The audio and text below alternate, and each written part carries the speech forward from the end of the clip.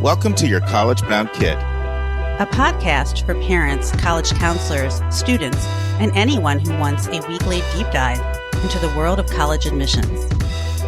My name is Lynda, and I'm originally from Michigan, now living in the St. Louis metro area. I'm a college coach with School Match for You and have a daughter at University of Chicago. I'm Lisa, and I'm a clinical psychologist and college counselor. I have a daughter in college, a daughter in high school, and a son in middle school. After 30 years in Chicago, we recently moved to North Carolina. My name is Mark. I'm a college coach in Atlanta and the parent of two daughters. Karis, a graduate of Davidson College, and she is the founder of the Spanish tutoring company, SpanishHelpToday.com. And Joy is a graduate of the University of Georgia, and she is getting her master's degree at North Carolina State University. This week in the news, Mark and I will briefly touch on some new explosive news coming out of Florida, and then discuss the two most important letters in college admissions by Rick Clark from the Georgia Tech Admissions blog. Our question from a listener, another SpeakPipe question sent in from one of our listeners. Our interview is the pros and cons of the co-op-centered university. That is part 2 of 3. And our college spotlight is Scripps College in Claremont, California. Yeah, that'll be Gus Resendiz is our interview, part 2 of 3.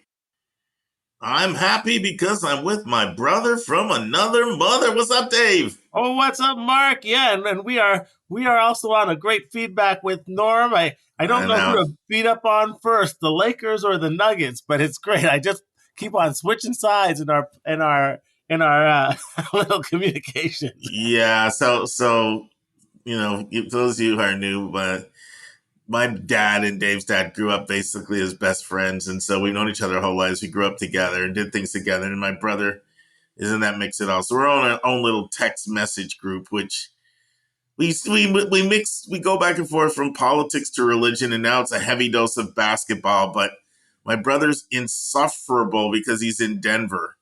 And so you got to hear about Jokic 24/7 and how great the Denver Nuggets are. But we have fun in there, so it's all good. But Dave, I'm looking forward to seeing you, man. I'm starting to count the days down. We're about 6 weeks away from July. A big trip to Chicago. Yeah, it's going to be great. Wonderful, my friend. Wonderful. All right, so for our admissions tip today, this is something that obviously has some nuance. And it's one that I've been actually wanting to share for a while. And the way I'm going to word this is, don't make admissions rate or acceptance rate a deal breaker when you're looking at schools. So I see too many people that say, I only want to look at schools that have an admit rate of X percent.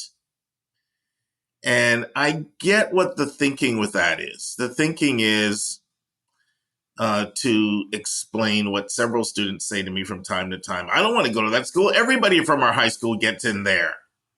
So the idea that admit rate is a proxy for quality. And so if a school has a high admit rate, then they have a lack of quality. And the quality of the student body matters. So why should I not discriminate on that basis? So it sounds like really good logic. There's a couple problems with it, though. One is, there's some absolutely exceptional programs that are at schools with really high admit rates. And so you're going to lose out on some incredible programs. Secondly, some schools are very self-selective. So even that the admit rate may be high, people know this particular program is really, really good and only appropriate candidates and applicants apply there. A couple other things. You always want to have some really good likelies on your college list. And, you're going to find really good likelies at schools that have higher admit rates. And then the last thing is, if merit money is important to you, you get merit money by being a bigger fish in a smaller pond. So there's a lot of reasons, but I really want to focus on the first one. Like, there's just some incredible programs with high admit rates. And the person that comes in and says, if a school's got a 70% admit rate or whatever, I'm out. You're just going to lose out on some really good opportunities. I'd rather you evaluate the school in its entirety and not just completely, rule it out immediately off of admit rate. And if you conclude it's not a match, then it's not a match. But you're going to miss some gems if you apply that filter immediately. Any thoughts, Dave? Yeah, I'd like to echo that. I think no stat has been more manipulated than the admit rates in the last couple of years. Mark, you and I know that 20 years plus ago, University of Chicago had an admit rate of over 70%. Now it's probably less than 7%. Does that mean that University of Chicago is 10 times better than it was? Absolutely not.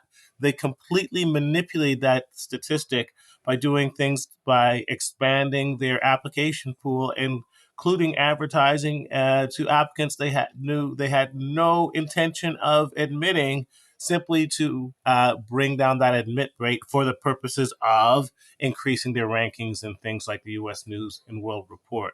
So yeah, I am extremely skeptical of the admit rates. It's a terrible way to go about evaluating the fit of a university for a particular student.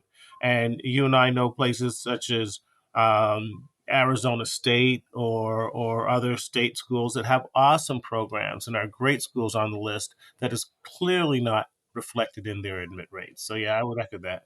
I mean, there are a lot of programs that places that have the number one program in the country, and it's at a high admit school, as far as in particular majors. And I could go on and list a whole lot of them. Some of them we've talked about before. Remember, David, when we did the spotlight on Oklahoma? I mean, and listen, if you wanna go to work for the National Weather Service, I mean, it's right there.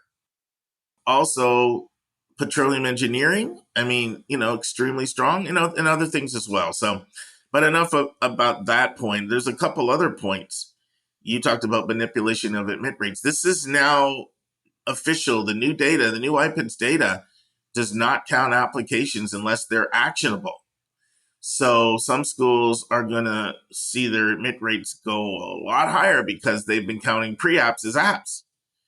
When I did my interview with Emma's director of admission, she talked about, listen, the easiest way to drive your admit rate down is to buy a whole bunch of lists and include kids in there that you would never accept. Like if you accept B+ kids, target kids with C's and C+. They'll get a whole bunch of mail. They'll think they're admissible, and then you deny them. You drive your admit rate down. So there is a lot of manipulation. So it's just something I've been wanting to actually share this one for a really, really long time. So I feel like I just got something off my chest. That's always a good feeling. That's right. And just lastly, remember, a lot of this has to do with the history of the Common App. 20 years ago, many schools were not on the Common App. As many schools migrated to the Common App, they got a flood of admissions. The other big driver of this was going test optional. When many schools became test optional, they also got a huge amount of admissions.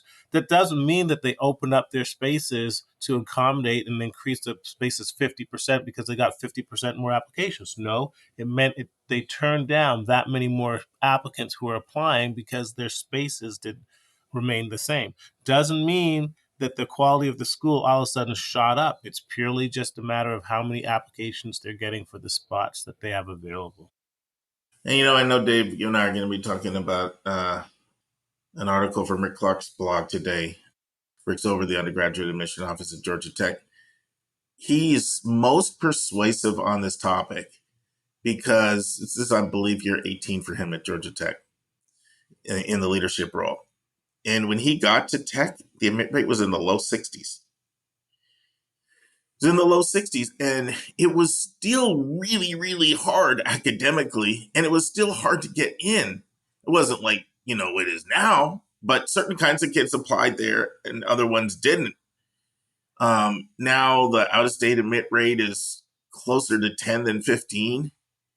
And, and Rick will say, do you think we were a bad school like 18 years ago with our 62% admit rate? And now that, the out-of-state admit rate is like 12%, we're good? Like, that's ridiculous. Yep. So I think he comes from a high moral ground because he's been at the school in both places. And he's like, have there been some changes? Yes. But did we go from like a bad school to a good school? Because we went from like 62 to 12? No, So there's an example there. So for our admissions vernacular, it's a term I actually learned from working with Susan. And we worked together for 9 to 10 years. I was doing both boarding school admissions and college counseling, working with her. And, we oftentimes, Dave, refer to the term hooks. What's your hook? Yeah. And, and most of the time when you talk about hook, you're talking about 6 things. You're talking about development or advancement, someone that can give a really, really large gift, or celebrity. The second thing, or athlete. Third thing, or you're talking about high level artistic talent, like, you can play in the orchestra, or you're talking about some type of compositional diversity. And that could be unique country or geographic diversity or gender or racial. And faculty kids. So to recap, here are the big ones. Number 1, development or fundraising. Number 2, celebrity kid. 3, athletic talent. 4, artistic talent. 5, unique compositional diversity, which at times could even involve an undersubscribed college major. 6, faculty kids, and 7, alumni. So they're really 7. But remember, not all schools honor all these hooks. For example, Pomona doesn't look at alumni. Some of the UCs don't look at faculty kids. 10 states don't look at racial diversity. And many others don't look at gender as part of their compositional diversity. So those are like normally the big things when you're talking about hooks. Another term sometimes used for hooks is tips. You don't hear that as much. But sometimes you'll hear that, tips to refer to hooks. But one term that Susan said they used to use back in the day when she did admissions at Bates in the 80s and late 70s and the 80s is Velcro. And she was like, what's the Velcro? And she, in other words, what is it that makes this kid stick? And oftentimes that would be used for hooks. So that's another term back in the day, but all this admissions, inside baseball, I think some of you guys like it, so we try to share it with you. Velcro is the word there. Now, the big number, now I'm taking this directly from Jeff Salingo and his research. We all know he wrote the book, Who Gets In and Why, where he spent a full year in Davidson College, Emory, and the University of Washington. 3 excellent schools, but different schools, different parts of the country, different sizes, learning their admissions approaches. And he shared the data for both Davidson and Emory in terms of their regular decision admit rates. Okay, not their overall admit rates, because that factors early decision in, but the regular decision admit rates. And for Emory, 81.1% of the students that take in regular do not come. Whoa! 81.1. Wow. And this is a school that has a regular decision admit rate of about 10%, average test scores of 1,500. And so why do I share that? One, I want you to see how competitive it is for schools to get kids.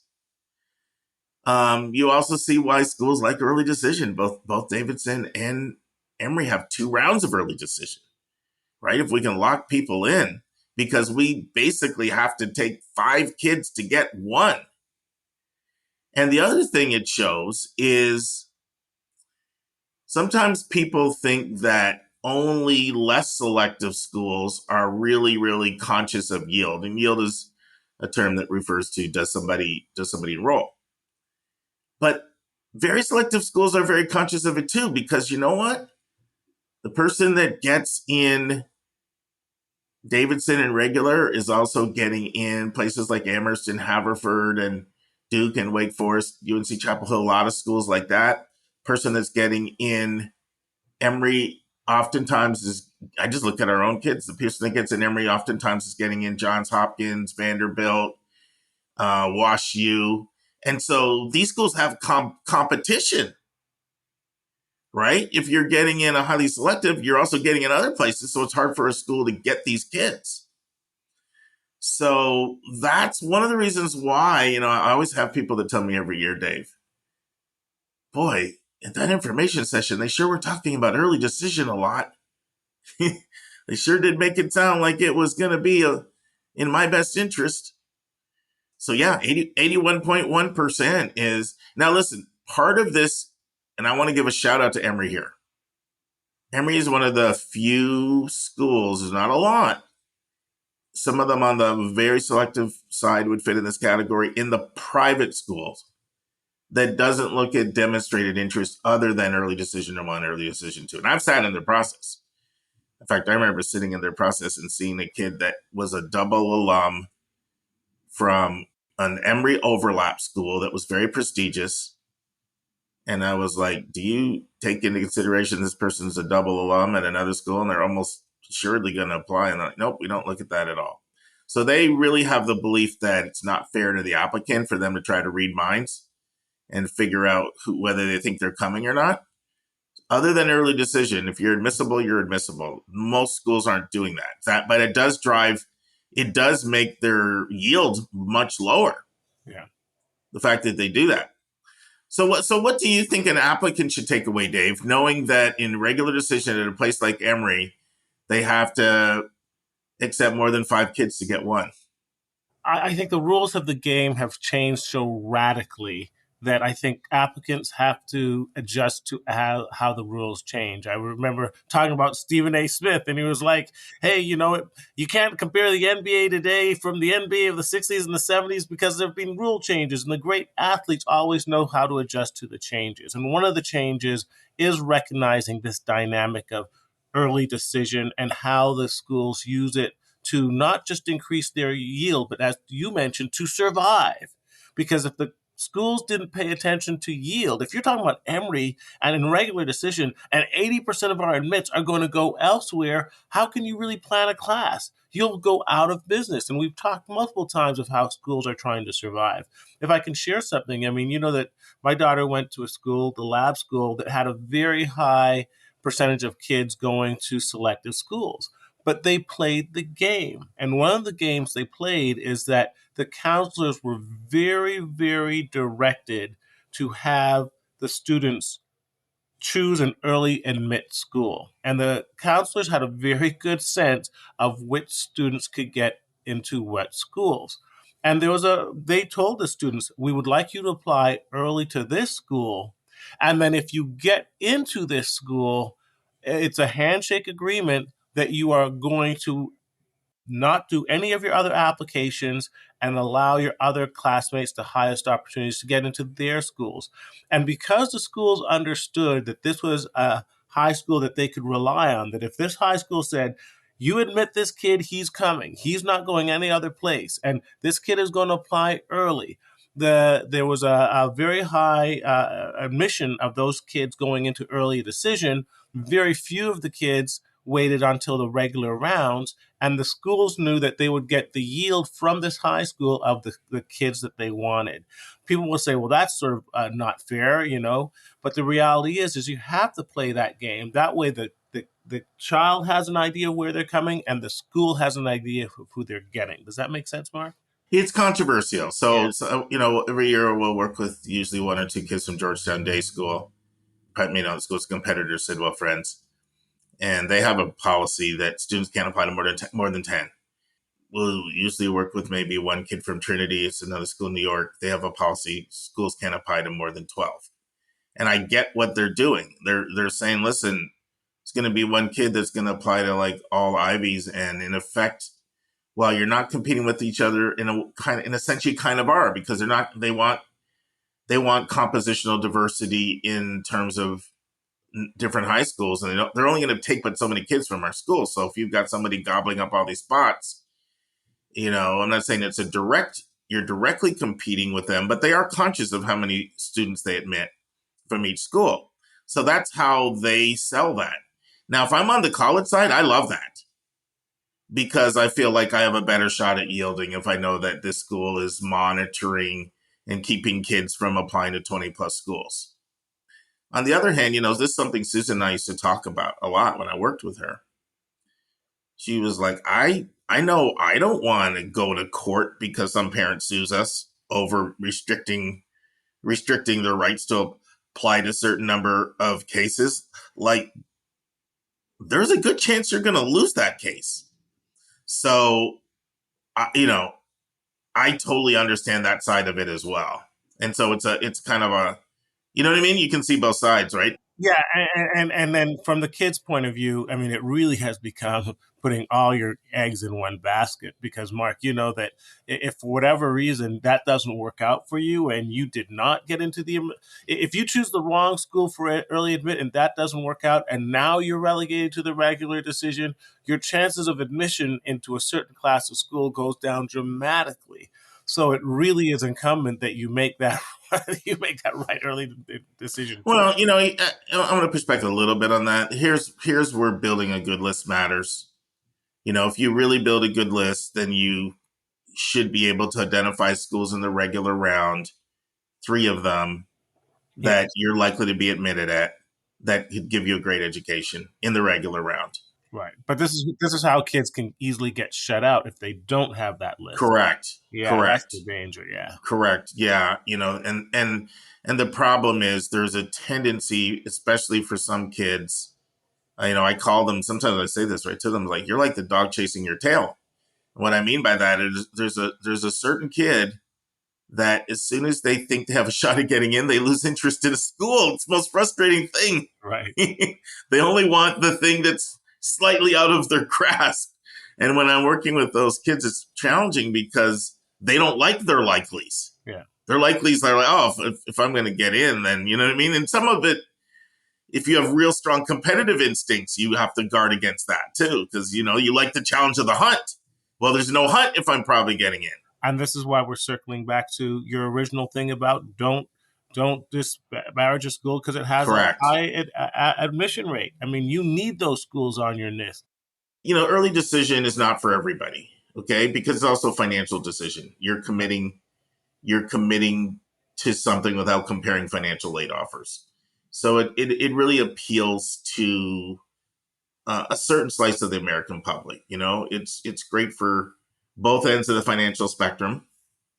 People who can afford to pay and have set aside some money. And it could be anything. It could be some grandparents helping. Sometimes it's not always just the family's money.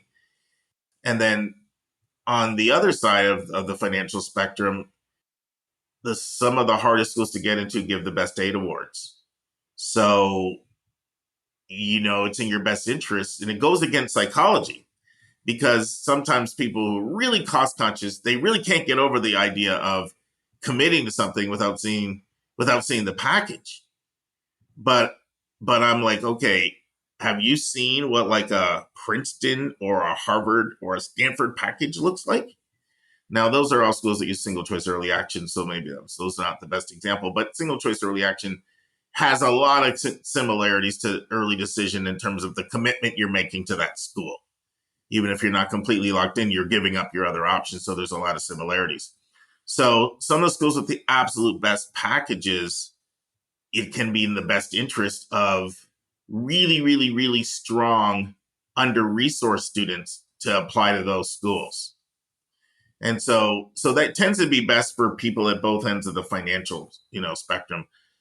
Or it can be someone else that's just, we've completely made a priority that going to our top choice really, really matters a lot. And we're willing to forego some of the other things, that you would do with your money. But early action also can serve as somewhat of these benefits as well. While it doesn't provide the same differential admit rate, in many cases, there still is a little extra thumb on the scale. And of course, I just talked about that recently on our Monday episode. But hey, man, we could be here all day, Dave. We got to transition. So I know you teased out a big announcement that went down this week. Why don't you share that? All right. The big announcement coming out of Florida. There's a lot coming out of Florida. Not all of it is good, but we won't get into that. And here's one that isn't on the good side. I'm just going to read. Joining a wave of conservative attacks on programs that promote diversity in higher education, Florida Governor Ron DeSantis signed a bill into law Monday to defund such efforts at the state's public colleges and limit how race can be discussed in many courses.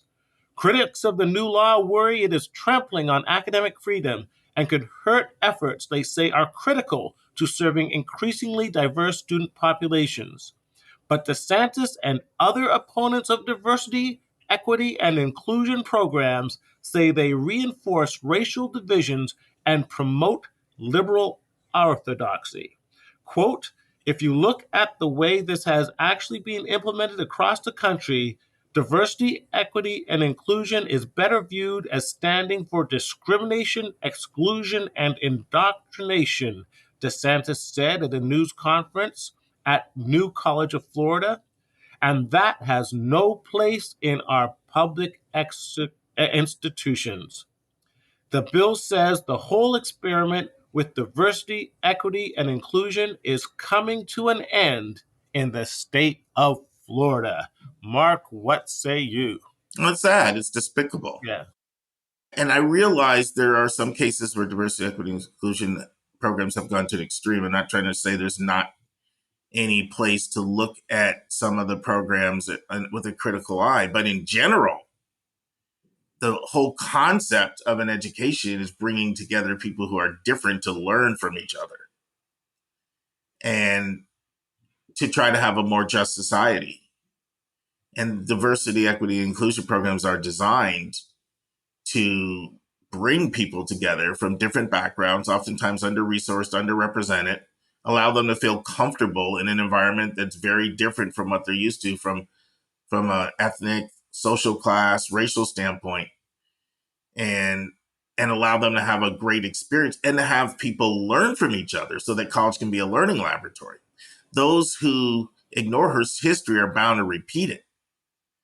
So the stuff that he's looking at doing, well, they are going to do, they're really taking history out of the history books. You know, there was a real big proponent on Fox News that came on over and over and over again. I can't remember his name. And he was the one who railed against CRT, critical race theory. And then after they had just completely soured the whole public on the concept that racism is really part of our culture and it impacts society in so many different ways, oftentimes unconsciously, almost like the smog that's in the air. The guy literally turned around and said, okay, now it's time for me to turn my attention to DEI, diversity, equity, and inclusion. Diversity, equity, and inclusion programs are very highly valued and are really considered a very, very important part of the work that colleges do, something they take great pride in. So Dave, when you look at history, I mean, right in the Constitution, blacks were 3/5 of a person, right? And then you go 100 years later in 1857, you get the Dred Scott decision that said that, you know, a black man had no rights that a white man need to respect. And then you fast forward another 100 years and you get the Emmett Till decision. If you don't teach these things, you don't properly understand American history and you're bound to repeat a lot of our worst transgressions. So I'm very concerned about this. I think that this is going to make it really hard to recruit quality teachers. Teachers aren't going to want to go into an environment where you can't teach true history and you're being dictated to what to teach. And it's already incredibly hard to get educators. You have to worry about a school shooting, and now you can't teach true history. So I'm concerned about it on that level. I'm also concerned about the fact that on the far right, they think this is a winning issue. And when they think it's a winning issue, that means it's spreading. I'm already seeing some stuff that's happening in Virginia right now, where a guy who gave $10 million has now got onto the board and is working to debunk DEI programs in Virginia. I'm seeing some things that are happening also in both North Carolina and Georgia. So and then I also see definitely what's happening in Arkansas and Missouri. And it's definitely happening in Ohio right now. So I'm very concerned. And I think a lot of this, particularly on the racial side, because there's almost two aspects, right? There's concern about race, and then there's concern about lifestyle diversity, LGBTQ, trans, some of that gets grouped in with this. But particularly on the racial side here, I'm just really concerned that we're going backwards. We're doing things that we were doing 50 years ago. And I think a lot of this really stemmed from as a lot of white kids, they're really supportive of Black Lives Matter. And that really scared a lot of people, that particularly people who are really concerned with the fact that the browning of America and that we're losing the culture. And one way to do it is to get minds. Let's get to minds, and let's not let minds learn about things that might make them want to fight for a more just society. This has always happened, Dave. If you go back historically, there were laws against teaching Black people to read because they were fearful of people learning things. Right? So, your thoughts? Well, history does repeat itself. And you know what Florida reminds me of? You know what DeSantis reminds me of? A period of time in California in the early 90s with Pete Wilson. Do you remember that? Oh, For those who are not as sage and mature as Mark and I. Stop it. I don't want eggs flying at my face even through the phone app. When I came of age and came down to the United States, California was ruby red. It was the home of Ronald Reagan. It was the home of all these Republican think tanks and these conservative, And I remember my first political experience in college with the school newspaper was covering the election where Mondale lost 49 states, and we thought Democrats would never get back into power. And I remember how even as California was getting more diverse, there was a huge effort to roll back the clock and to deprive a lot of the illegal immigrants of their rights, to get rid of affirmative action in certain programs. I think they had Proposition, 109, which deprived many of the immigrants of their legal rights and so forth.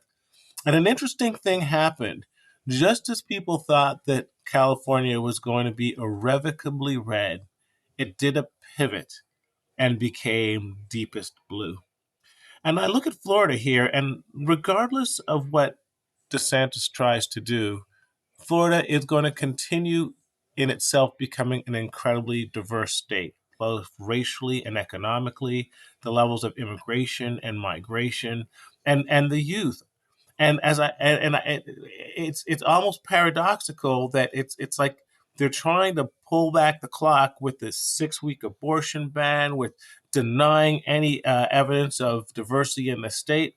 I think it's going to massively backfire. I think it's just a matter of time, and I really see these as acts of desperation of a dying class who are trying to hold back the inevitable. That we are getting younger, that we are getting more diverse, that we are getting more inclusive, and that the culture is taking us to a place where the old guard just doesn't want us to go, and there's nothing they can do. It's like a finger in the dike and trying to hold back the cultural tide. So I see what they're doing. I think that it's incredibly short-sighted, and my prediction is it's only a matter of time before the cultural changes and the demographic changes we see happening in Florida are going to make all these efforts irrelevant. Yeah, you're talking about Proposition 187. 187. Sorry, I get my propositions. That's all right. That's all right. Yeah, you're all full of propositions over there, man. But Pete Wilson said he was going to require all state and all local government employees to report any suspected illegal immigrants to the Attorney General's office, and it just ended up blowing up in his face. Yeah, you're right. Oftentimes there is a backlash. It can take a couple decades, but when that backlash comes, it can be rough. And I do encourage people, if you haven't heard the interview I did with Gregory Roberts, who's over the University of Virginia, his office, to go listen to it. So, a lot of times when I reach out to somebody, I ask them, is there a topic that they would like to be interviewed on besides just UVA, about the school, something you have some passion for. So when I did it with Greg, he said, I'd like to talk about how it's different when you work at a public school versus a private school. And Greg had been both at Emory and at Georgetown. So 2 private schools, and now he's at UVA, a public school. And he basically talked about how many things you don't have control over at a public school. And the reason I'm bringing this up is this could have been another tip, Dave, so people get 2 tips today. It actually makes sense to pay attention to the politics of the state if you're looking at going to a state school. Because, for example, Florida has a supermajority right now, Senate and the House Republican. So they can just push legislation through right away. Governor signs it, push through, government signs it. And a lot of the stuff will impact what the public colleges can do, what the public colleges can teach. And so if you're apolitical, this may not matter to you. But if you are somebody who studies these things and has strong views, it's actually important if you're looking at public schools in a state to know what is the political class in that state. What are their views toward education? Because even taking it outside of this context, Dave, it can be other things as well, such as funding. Yes. What is your view toward funding for public schools? You're going to let them die on the vine and call it all big government and not want to give money there and say, hey, let's let individuals pay themselves? Then you need to know that you're probably going to be paying a huge portion of the bill, because you're not going to get a lot of revenue from the states. So it's really good to know who's in charge of the state and what are their views toward colleges and education. It dovetails with our last podcast when we talked about how many kids are taking their political views into account when they choose colleges. And, in that last podcast, we focused on the abortion issue, but I mean, this is right up there. So I think it's part and parcel. And I think you are going to see an increasing number of students looking at places like Florida and saying, well, when you put it all in, maybe I might want to just consider Georgia. Or we're already seeing this. Yeah. I cannot tell you how many people say, I'm not going to Florida, I'm not going to Texas, and other states. And likewise on the other side as well. If you don't like the policies you're seeing in California and New York, conservative families are saying, I'm not interested there. But yeah, we got really good feedback. So I meant to thank you for that last episode, Dave. But listen, I'm excited about today's, and this is real heavy. And I know there's a listener that doesn't like it when we talk about these things, but we're not going to run away from issues that impact colleges. Yeah. Look, we all have perspectives. We're all influenced by our backgrounds. We'll do our best to present them neutrally, but we're not going to not tell you our opinions on things when we have them. And that's one of the reasons why I'm glad that we don't have advertisers. Because when you have advertisers, you have to worry about, are they going to drop out because they didn't like something that you said? Like, we're just going to tell you the truth. But all of us have opinions, and we have 7 co-hosts. We have different experiences. We have slightly different perspectives. It's one reason why you have 7 co-hosts. But let's dive into today, Dave. I'm excited about this one. And now it's time for Hot Topics in the News.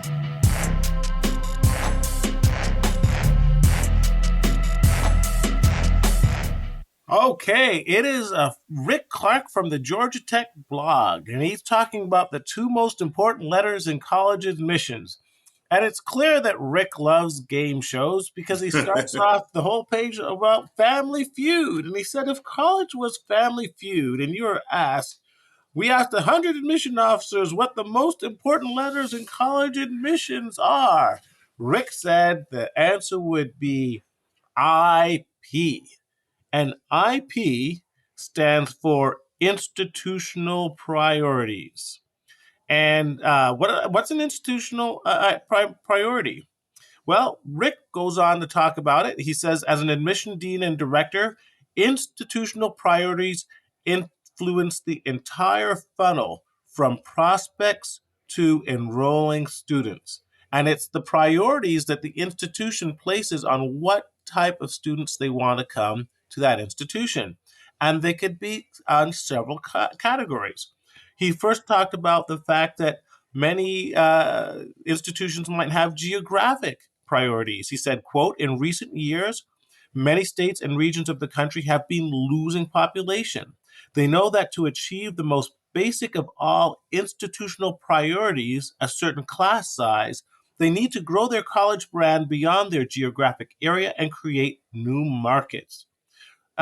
He also said that And so it said, why do some colleges consistently visit some states twice a year and yet have not been physically to others in decades? Institutional priorities. That's why you might get kids from North Dakota, from Wyoming, being recruited heavily to Northeast colleges, while if your kid is in New Jersey, no one's trying to convince them to go to New York because they want geographic diversity.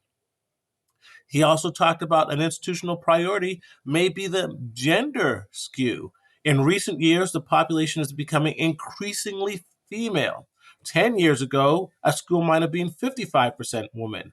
Now, many schools are over 60% women. In provost interviews, discussions with faculty, and conversations with employers, reestablishing gender equity is a major goal for many institutions. Voila, that becomes an institutional priority. And many deans will actually try to actively promote the recruitment of males to balance the skew towards females. Another type of institutional priority is in test scores. Some schools basically might want to have higher test scores. Some might want to have it's not as important.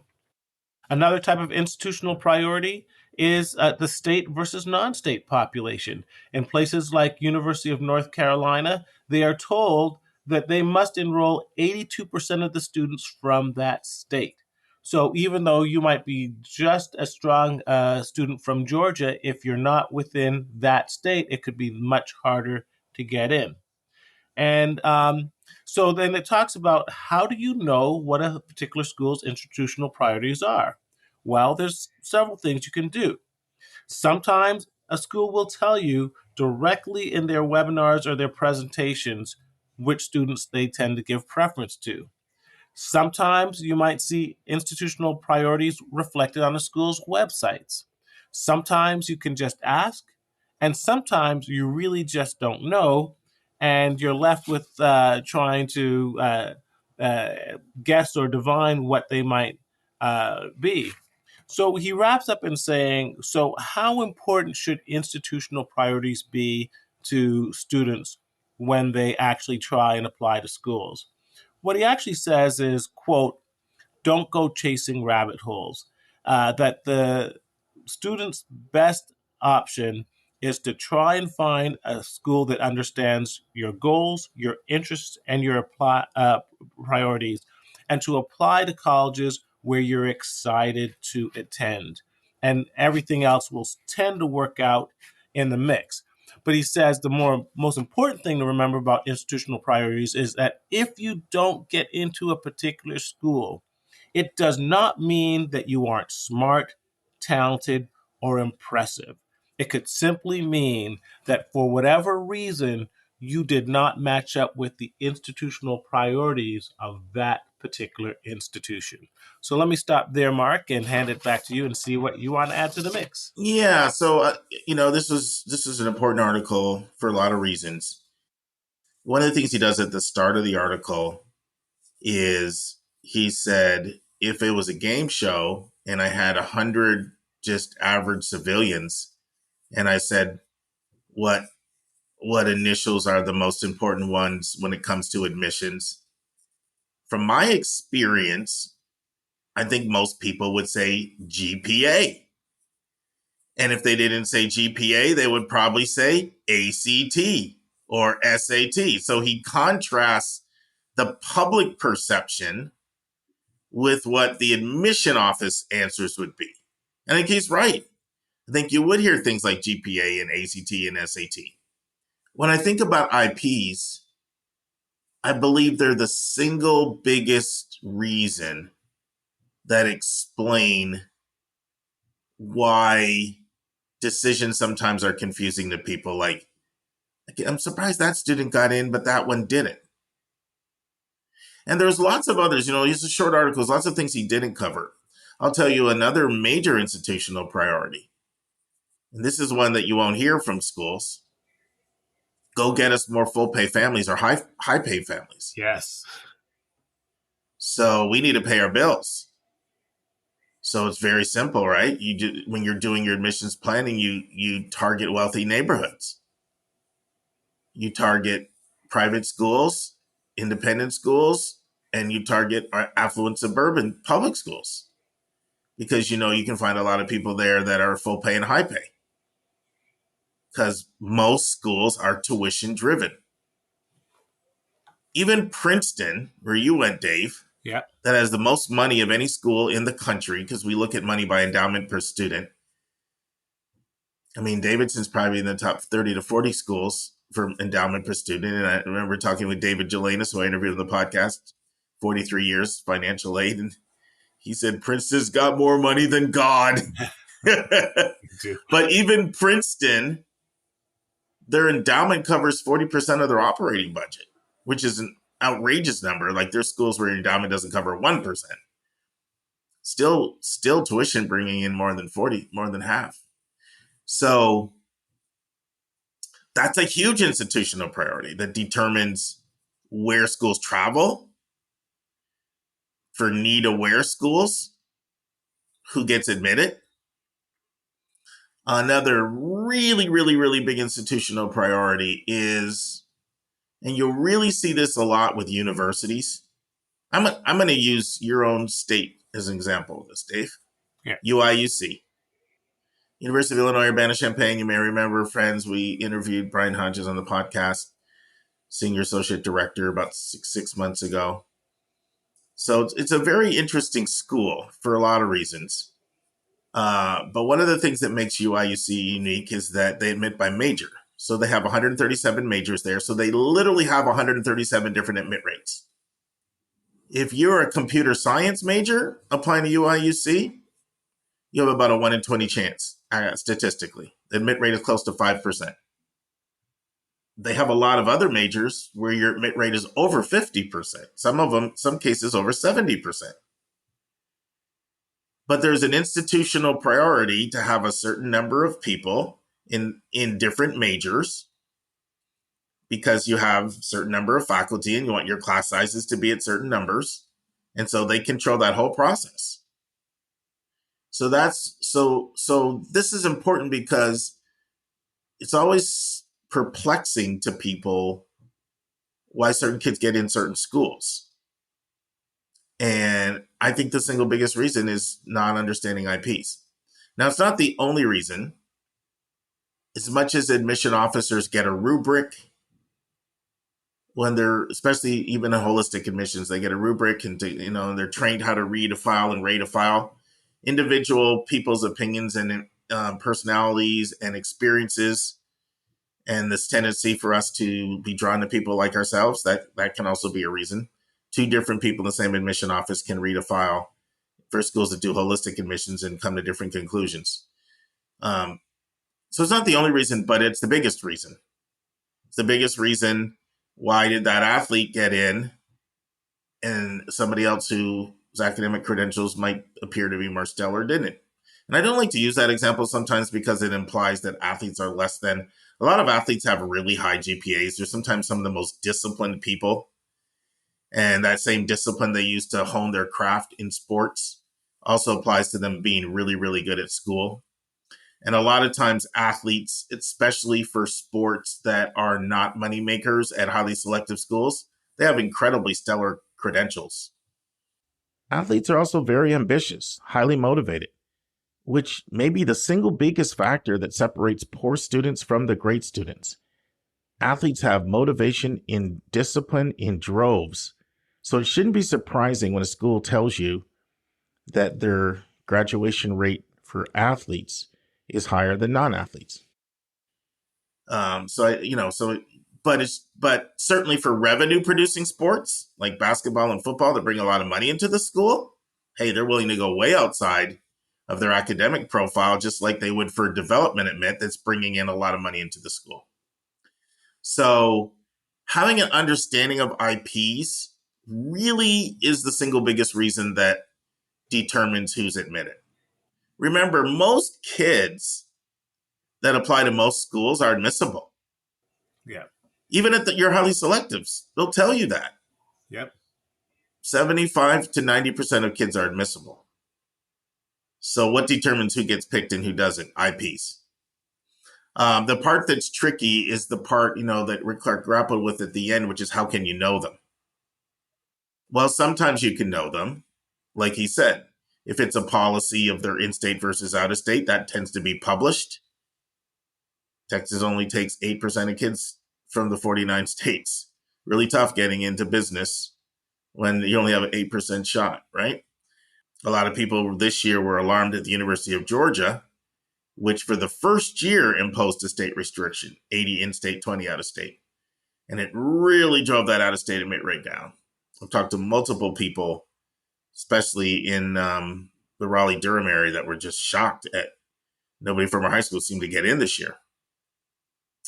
So sometimes you can know them if it's like that, or you can know it. A lot of times the stuff I was talking about before with schools that admit by major, some schools publish that, some don't.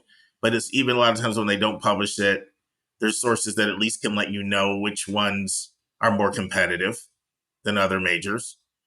But it's usually not that clandestine. I mean, when I had Gary Clark on, and I interviewed him, director of admission, undergrad admission at UCLA, he was very upfront about how hard it is to get into film, how hard it is to get into nursing, how hard it is to get into computer science.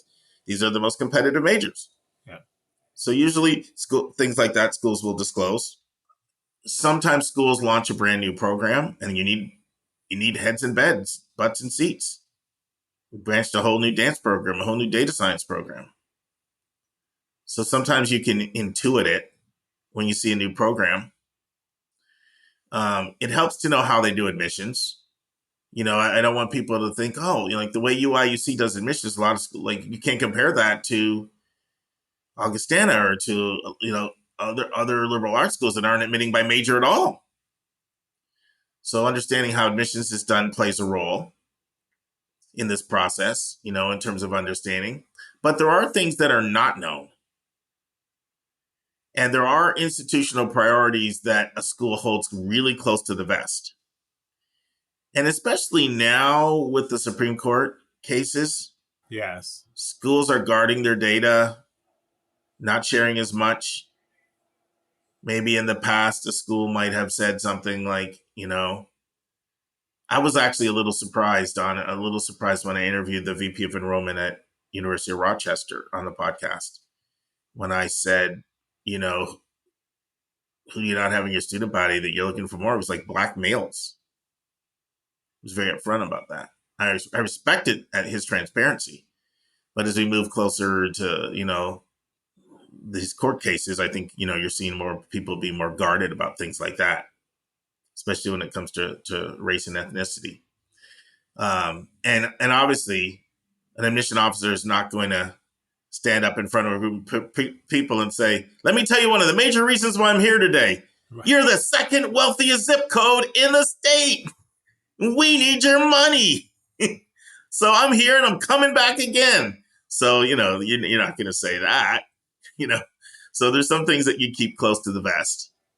Yeah, if I was any institution, I'd be operating on don't keep any records that could be subpoenable. So, yeah, because you never know when you're going to be the subject of the next lawsuit. Yeah. So Dave, what should our takeaways be? What should a listener who heard this conversation on IPs, what should they take away?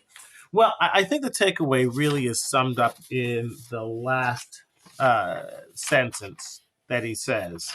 And if I could just read it.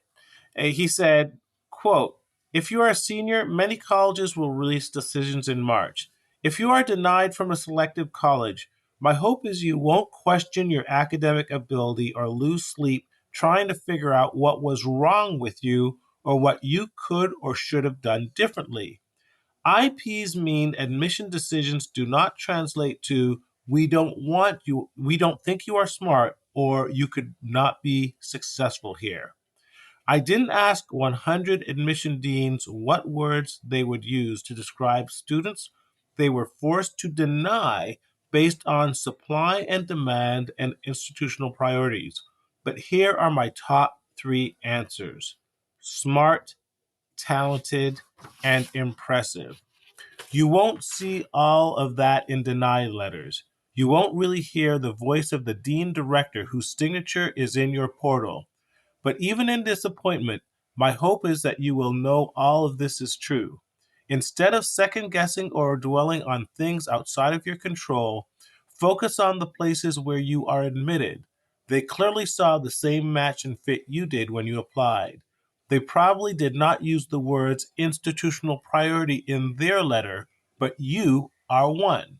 And that is something to celebrate and to be excited about. So that's my take on it. You know, that's a great way to end it. I would also add this: don't judge people who got into a school and maybe you're not that impressed with who they are. Right. For one, you don't know what's in their application file, even that people tend to think that they do. But also, you don't know what the needs of the institution were. Yep. There's a tendency for people to say, well, I had a higher GPA, I had a higher class rank, I had higher test scores, I'm more valuable. Yeah. That's not the only metric. I think one thing that will really help people understand admissions a lot more is if they can understand the concept of a hiring for a company. Yeah. You're hiring for a company. If you need a graphic designer or you need an accountant, wow, I'm losing it here, or whatever you need a new IT person, or you need more women because you don't understand women in your office and you're thinking like men and you need women around the table to process and to have conversation. And so all views are included. Then you're not just saying, okay, who had a higher GPA or higher test score in college? And that's not the criteria that you're using to make that higher. You're saying, what are our own institutional needs? And how can we bring somebody in who has a skill set and who will fit in here and meet our needs? Great. I have a great sports analogy. Of course you do. What is it, my friend? The NFL draft. Why did the Chicago Bears pass on getting the top quarterback? Because they already have a quarterback. We don't need the top 10 spots. We need the cornerback. We need a left tackle. That's true. So we're going to pass on the top 10 quarterbacks in the draft, including Patrick Mahomes, and get some scrub who's going to be in the D League, because that's how good an organization we are. Patrick Mahomes wasn't our institutional priority a couple of years back. No, but it's true. So hopefully you guys enjoyed this. We're at I have a hard stop when we get close to an hour when we're here. So Dave, we'll see you next month. Thank you, my friend. Okay, take care, my friend. And now it's time for a question from one of our listeners.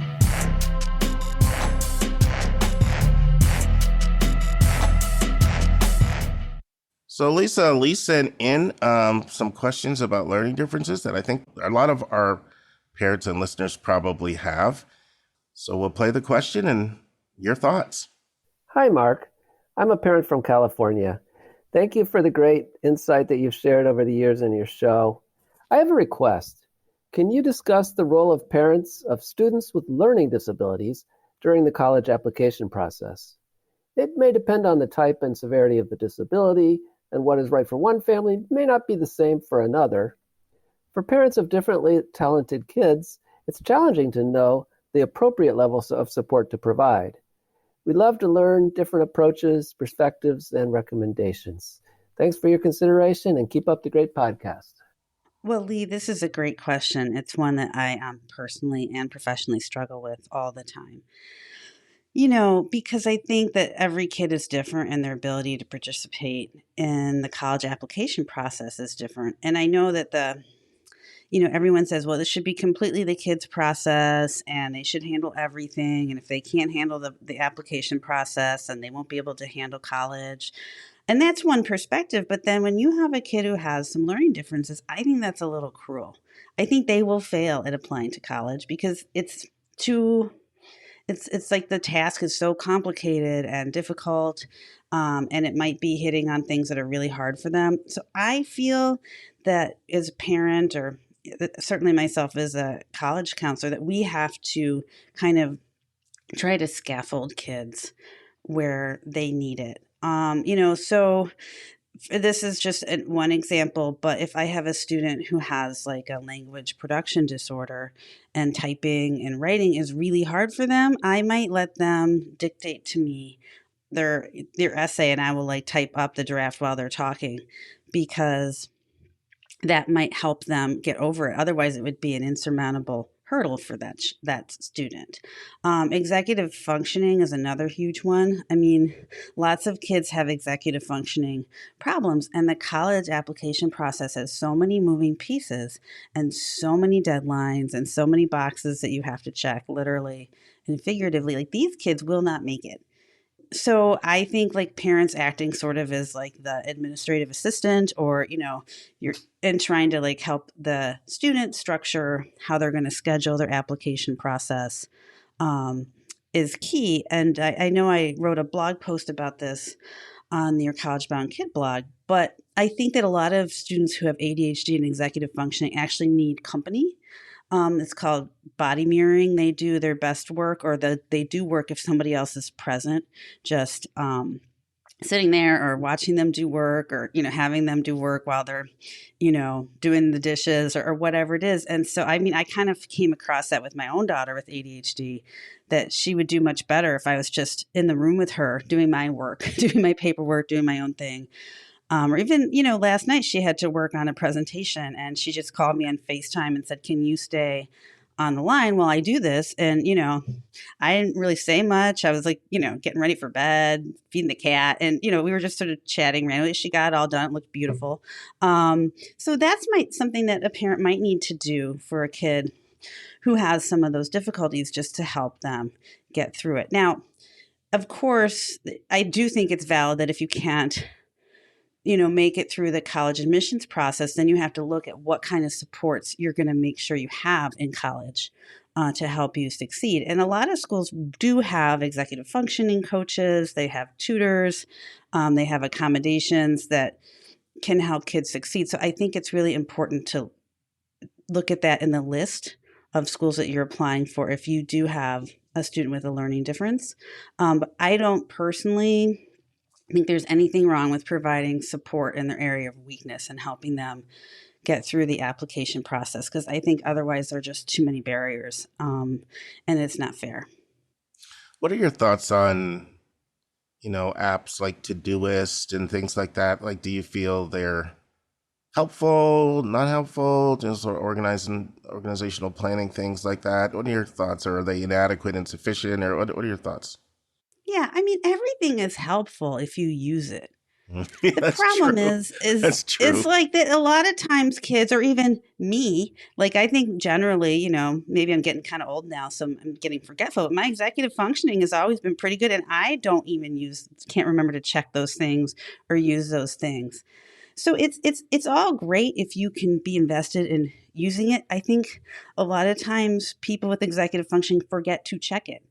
And so like a real person saying, you need to write your essay today. Let's sit down at 2 p.m. and we're going to I'm going to watch you bang it out. It's different than ding on your phone. Like, so many people that I know just ignore that. And that's frustrating, because there's all these technological things that I'm sure like you could ask ChatGPT to remind you of stuff and make a schedule, and whether it would do it correctly, I have my doubts. But I mean, there's all kinds of things, but people don't use them. I find my students do best if they write things on a piece of paper in the front of their notebook that they take to school.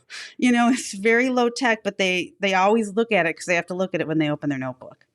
I always wonder how much do things like executive functioning just hinder people from organization and getting things done, versus how much can you establish a habit and just reinforce a habit over and over and over again, and then the habit becomes the new normal because your brain gets conditioned to doing it, which is, I'm sure, is what a lot of the executive functioning coaches do, is probably work on habit forming things. And I know it's a question I've always had. I don't know what your thoughts are.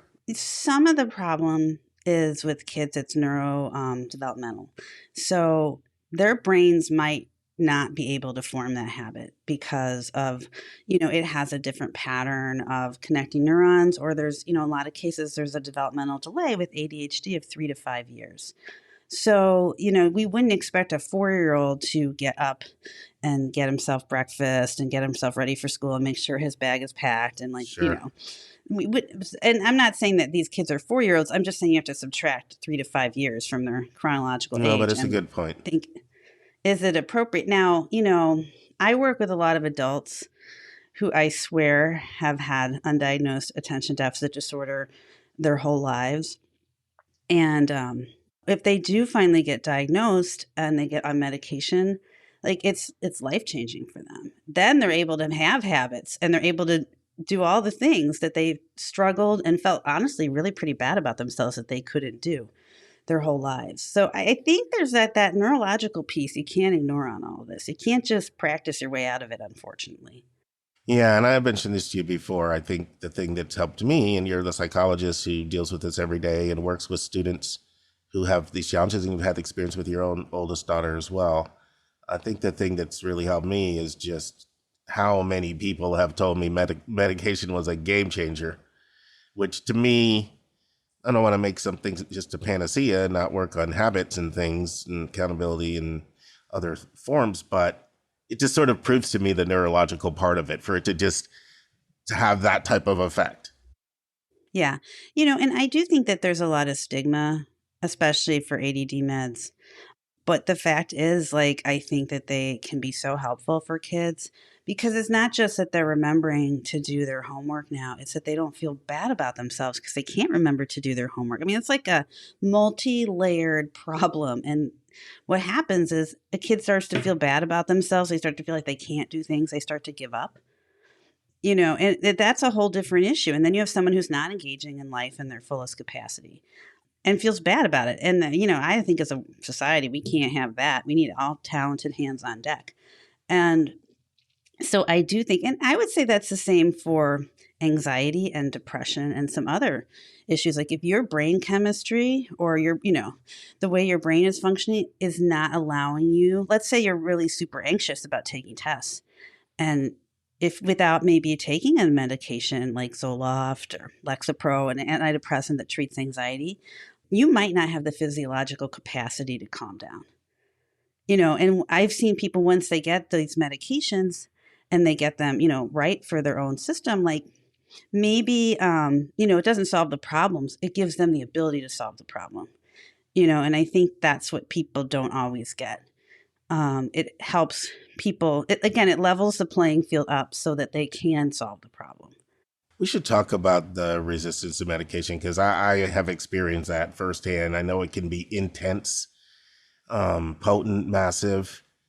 There are a few things I think that are behind that. I'd love to know your thoughts. I think one of them is what we've talked about several times, which is if you have the mindset that just suck it up, that whole thing, then you sort of feel like medication feels like a crutch, I think, for some people, if you have the suck it up mentality.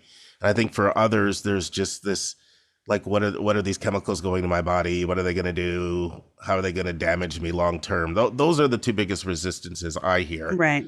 Any thoughts? Well, I think that, the second concern, that is something you need to look at. Like, what's the research on this drug? What do we know about it? What do we know it does long term for us? And that's something you really need to evaluate. Like, there's always risk when you take a medication. And so you have to do a risk reward analysis on all medications, I think. I do think that stigma is just such a terrible thing when it comes to learning differences or other mental health issues. And it just prevents so many people from getting treatment. My daughter was mentioning a friend of hers is really amotivated. This is my college daughter, seems depressed, is lying around. And I said, she sounds depressed, And she's like, yeah, but her parents don't believe in therapy, so she can't get any. And, and so I was like, well, this kid is 21, so she can get therapy. I think that the stigma against mental health treatment, unfortunately, prevents a lot of people from getting mental health treatment. And I think as we keep understanding better how the brain functions and how it works, we're going to be coming up with increasingly more effective and targeted treatments. And I think that, probably more people are going to be taking medication or should. And I just hope that we can, as a society, move past this idea that a mental illness is different than any other kind of illness in your body that you might have. I think it was really good, Lisa, that you talked about how you do all the research on the medication, study it, look at the reports. Because I think that just from my experience, I can remember, especially when I was in admissions, people would have ADD or ADHD, and so many times parents would be like, absolutely not. I'm not putting my kid on med. I mean, I would have those conversations a lot. And I think there's so much resistance there that I think sometimes if you just say use medication, I think there's a person that might just tune you out immediately because they're so adamantly opposed to that. But then when you come in and you say, do research, like, I'm not trying to say things don't have consequences. It feels understanding and it feels nuanced and it feels balanced. And I think there's a person that might hear you once you sort of put that out there to show that I'm not saying that's not a valid concern for someone to have. Just do your homework and I don't know. I feel like there might be somebody that might be able to hear the message even better now. Does that make sense? Yeah, absolutely. I mean, I'm not saying that like having an anxiety or hesitation about taking anything the pharmaceutical industry offers you is bad. I think that's good. I think we have to look at it and say like, but if a kid is really having a hard time, they're struggling in school, they feel bad about themselves, they're smart, their grades don't reflect it. And you're just automatically saying no medication because you're like philosophically against it. That's not fair to the kid, in my opinion. Mm-hmm. Keep an open mind. Yep. Right. Great. Well, thanks. I think this was great advice for Lee. And for those of you who are new to our podcast, Lisa is a college counselor, but she's also a psychologist. So when it comes to a lot of these issues, whether it's learning differences, whether it's things like anxiety, perfectionism, depression, she, brings several decades of experience, both as a professional. And we love to have her answer these questions because of her depth of experience, both as a psychologist and as a college counselor with these issues. So we're grateful to have you there, Lisa. Thank you. Thank you again. Oh, thank you. Well, I just wish Lee and his student good luck in the process. And it's just going to be a negotiation and trial and error to figure out how Lee can, stay out of it as much as possible, but still help the student with what is difficult for him or her. Best of luck, Lee.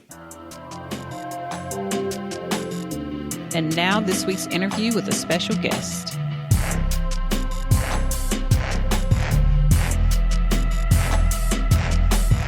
Friends, hopefully you enjoyed the first part of my interview with Gus Resendiz talking about the pros and cons of co-ops. In part 2, I tell Gus about 4 or 5 negatives that I sometimes hear about co-ops, and I ask him if he's heard these criticisms and if he thinks they're legitimate. Gus answers each criticism one by one, and he shares if he feels they are legitimate concerns. Gus also adds an additional aspect of co-op that doesn't work for some people. Gus gives some advice that the people who really do co-op well do the following things. Gus shares a description of the kind of person that co-op is really good for, and he also shares a description of the kind of person or student that co-op does not work well for. He talks about how Northeastern has changed since he attended. He also gives his advice for students who are considering law careers specifically, and he talks about the role that year-end tests play at law school. Finally, Gus talks about how the Socratic method prepares people to be an attorney. Listen and enjoy. Are there negatives of co-op in your opinion? I mean, I'll tell you some of the criticisms I hear. And you may remember, because I know you listened to that Northeastern Spotlight I did, and I sort of went over 12 positives and 9 things that may not be good in that. We're not going to cover all 9, but I'll tell you the criticisms I hear. One of them is that, and I've been hearing this more about Northeastern more recently as it's gotten more competitive, is that there's such a competitive culture because everybody is aspiring to get these top co-ops. And so if that's not your jam, it can be a high stressful environment. I'll just throw out several ones I hear, and I'll let you comment on any of the ones you want to. The other thing I sometimes hear is that, you can be like ships passing in the night a little bit because someone's at co-op and someone's not. So if you may not necessarily have that bonding feeling of knowing all your classmates as freshmen and sophomores and sort of having that because it's, some people are on co-op and some people are here and it's like people moving all around and it might not create as much sort of community within the school. I hear that. And then another criticism I hear is, well, a few others. Depending on your major, not all of them pay well, and a few of them don't even pay, actually. If you're in certain majors you're just fortunate to get real work experience. And so if you're thinking they're all going to be comp sci and pay $30 to $50 an hour, they're not. And so that's a criticism sometimes that I hear. Another criticism sometimes that I hear is that it takes a certain level of maturity that not everybody has, because you may be on your own to go figure out your own housing in Seattle as a 19-year-old or even in another country and figure out how you're going to get around and how you're going to, take care of your meals. And not everybody's at that maturity level to be able to handle all that. So those are some of the criticisms that I hear. Any comments on any of them?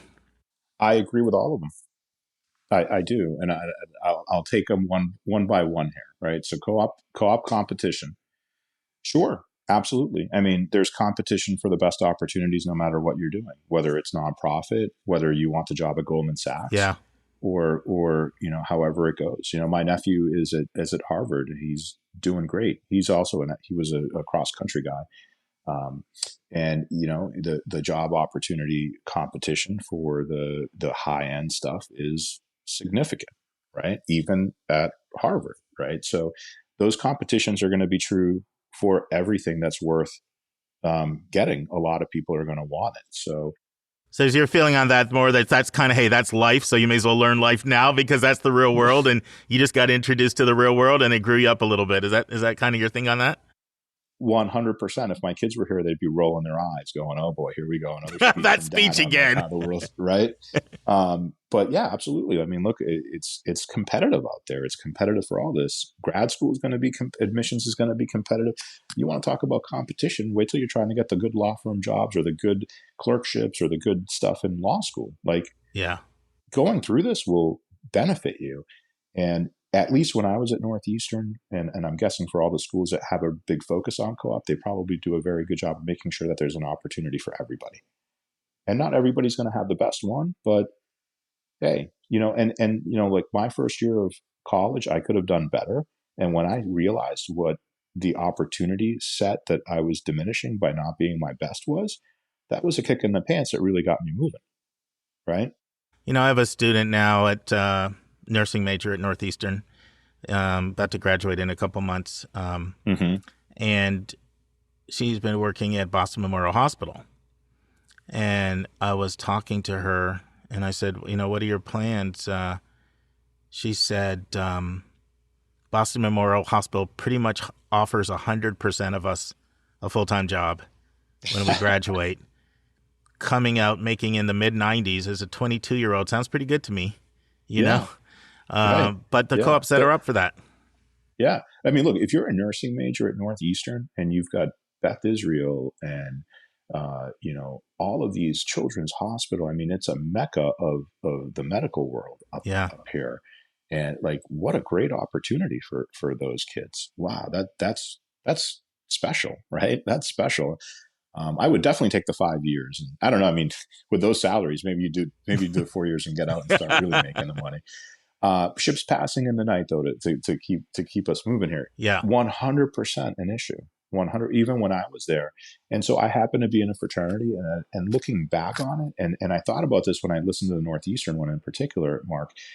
I thought, looking back, the benefit of the fraternity in that environment was something I maybe didn't appreciate. To giving you a community, and so yes, so you weren't just ships in the night, giving you that. Without that, it might have felt a little more impersonal. Right. So everyone's on campus as a freshman, but then as sophomore, middler, junior, senior year, you could be coming and going, right? People are going back to their hometown in New York and doing a co-op there. People are, going to, work at the UN. People are going to DC or California. And so depending, some of your best friends could be on the opposite co-op cycle as you, and you're never on campus with them anymore. Right. And so at the fraternity house, a lot of people that were working in Boston and on co-op were still there. Right. And so that was a good anchor for us. So I think you have to work a little bit harder, and it ties into some of the other points too. You have to work a little bit harder to stay connected. Sure. Right. And the fraternity was one kind of way for me to stay connected. I mean, maybe you're on the school paper, or maybe you're in a couple of other clubs, or you're otherwise staying connected in different ways. But you have to work at it. Otherwise, it could be a place that you're coming and going, and you feel like you missed out on a more traditional college experience. No, that's great. Right? And the majors, absolutely. Like, there were a lot of majors in political science where they didn't pay that well, and I just frankly couldn't afford some of those options. And some people can afford it, and it's worth it if you can afford it. And they're, at least at the time, right? So I'll caveat it, right? Like, at least at the time, there were enough opportunities that paid, but they didn't pay great. Like, we weren't finance and accounting majors in the poli-sci group, and we weren't, computer science folks. So they paid, but they didn't pay top dollar. And so, look, I found myself working at the bar at across the street from Fenway Park, and closing that place at 3 having o'clock to supplement in the morning. Yeah. And then going to my co-op job, right? And, and maybe working 3 or 4 nights a week on top of it. And, it was, you were on the hustle. It was a grind, right? But it's what you had to do. And so, maybe some of that informs your college major decisions up front. But that's a real factor for sure. And you have to be thoughtful around that going into it. And what can we afford as a family? What makes sense here, right? What I will say is, at the time, I was down in Boston University and Northeastern at the end, and Northeastern, spreading it out over 5 years, having a chance to do the co-op, felt like it would be more affordable to me, right? And it would minimize the number of the dollars, the debt that I would be taking on, right? But I was maybe a little more pragmatic and precocious in that sense, and thinking about some of that stuff than some college kids might have been at the time. But that speaks to the level of maturity point, right? Your last point. It absolutely requires some self-initiative and being a self-starter. So, Mark, with respect to level of maturity, I think that's absolutely right. I mean, I was jotting down some notes as you were giving me kind of the cons list here, and I wrote level of maturity / fear, right? And for me, as a poor kid, I didn't really have the safety net other kids had, and I was very cognizant of, like, I don't get as many opportunities here as someone else might to not get this right. So I was very diligent about it. Like I said, maybe some of that came from fear, but the folks that were most diligent often had the best results. And so as the moms and dads and the kids are thinking about these opportunities, if you've got a kid that you've got to push out of bed every day for this, but otherwise is a great student, and maybe a co-op environment might not yield them the best result, right? If they, because once you get those co-op jobs, you got to go to that co-op job. You got to be there on time, and you got to stay late, and you got to do all the extra stuff. And, being a successful student can often be on your own schedule. I'm going to study from midnight to 3 a.m. because that's when I feel like doing it. So that, you have to be mindful of that process. That's actually a really good point. As a co-op, you're an employee for all intents and purposes, and you're on their timeline. And if they say, we need you in early, or we need you to stay late, like, you need to be cool with that. Right. You can't say, hey, listen, my frat house is having this thing tonight, and I really need to get to that. So, absolutely. There are pitfalls to it. And in some ways, it can be a little bit less of a traditional college experience. I wouldn't trade it for the world. I absolutely cherish my time at Northeastern and the co-op experience, and what it did for me. here's how I think about it. It met me where I was. There you go. Right. Northeastern met me where I was and helped me get to where I didn't even know I wanted to be. I love that. The one other thing I never mentioned, I think you kind of touched on it there a little bit when you said it could be a non-traditional experience. If you are really into athletics, school spirit, everybody going to the game, the rah-rah and all that, I don't see Northeastern as that kind of school. Would you agree? Just partly because of the ships in the night passing and all that? It doesn't build as much community that way, Is that part of what you mean when you say not the traditional experience?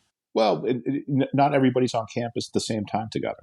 Right. Right. And so you kind of have to work on it. Now, look, you might have an apartment that you rent for, the year round with all of your buddies.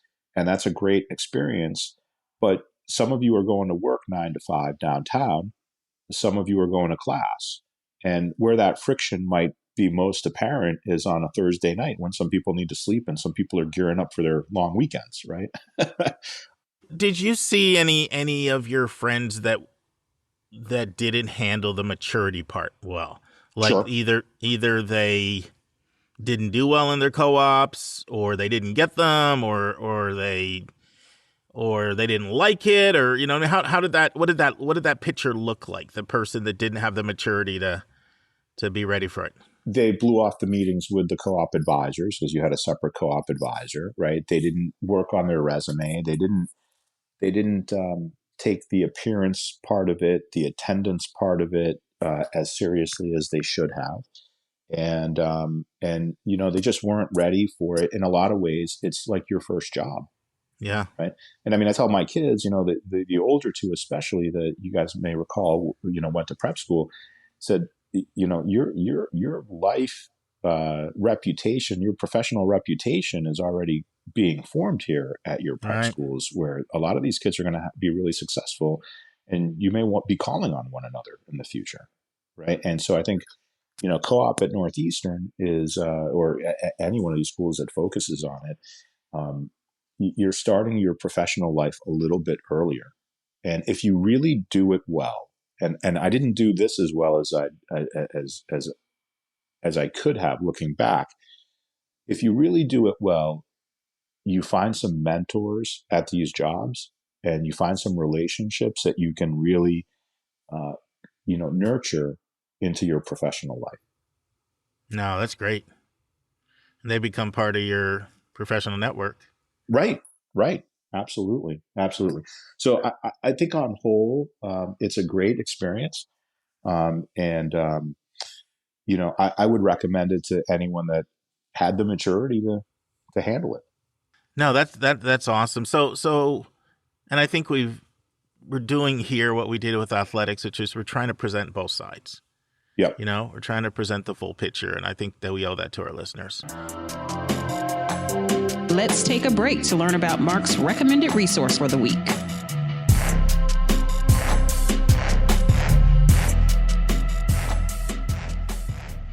This is Lynda, and this week's recommended resource is The Ultimate Guide to HBCUs from the Princeton Review.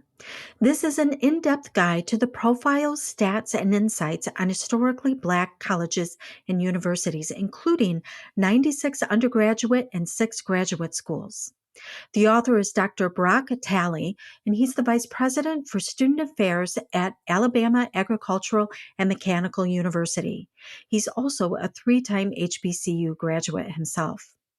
This book is a must-have resource if your student is considering an HBCU. The guide details every aspect of student life, including academics, and it describes the campuses, dorms, and even cafeteria food, which we all know is very important to students. It also highlights programs and degree offerings along with notable accomplishments of each institution. Information on career opportunities is also included. The Ultimate Guide to HBCUs is essential for helping to find the school that's the right fit for your student, and it can be found on Amazon.com or at your favorite local bookstore. How would you answer the question, co-op could be good for you if, and co-op may not be good for you if? Co-op could be good for you if you are willing to try on new experiences, and you have the initiative to go maximize that opportunity set for yourself. And not every co-op is gonna lead to your life's passion or your ultimate career, but it might knock some things out, as you and I had discussed. All right. Some of my experiences were like, oh, I definitely don't want to do that. Sure. And that's so invaluable, though. That's just so valuable. Yeah. Before you spend 10 or 15 or 20 or 30 years on it. Right. Yeah. So I think, for folks that it might not be as positive an opportunity is if you're the kind of person that really marches to your own drummer in a sense of like, I will do the work when I want to do it, how I want to do it. That works in school, right? Sure. But, when you've got the syllabus and something's 3 weeks out, you can manage your time as you see fit. But it doesn't work so well when there's a boss and a deadline and there's all of these other more rigid workplace structures at play. No, that makes a lot of sense. Now, Northeastern has quite a visionary president and has had a couple visionary presidents in a row now that have really set the school up from really the current president is a former USC guy. Oh, that's true. So that's true. He is. Yes. But he's really, I think, made the school a lot more international. I'm looking at the percentage of international students. I'm looking at the international opportunities that students have through NUN and UBound to go over there, London and different places for, semester and a full year. And they have co-ops all around the world. Did they have international co-ops back when you went as well? Or is that more of a new thing in the last, 20, 25 years? If I had one thing to do over again in college, it would be to go find an opportunity abroad. But, our economic situation going to California and DC was probably stretching it as it was. Sure. And, frankly, I don't think I had a passport till I was an adult. So, and I wasn't on a plane until I was on a plane for these experiences, Mark.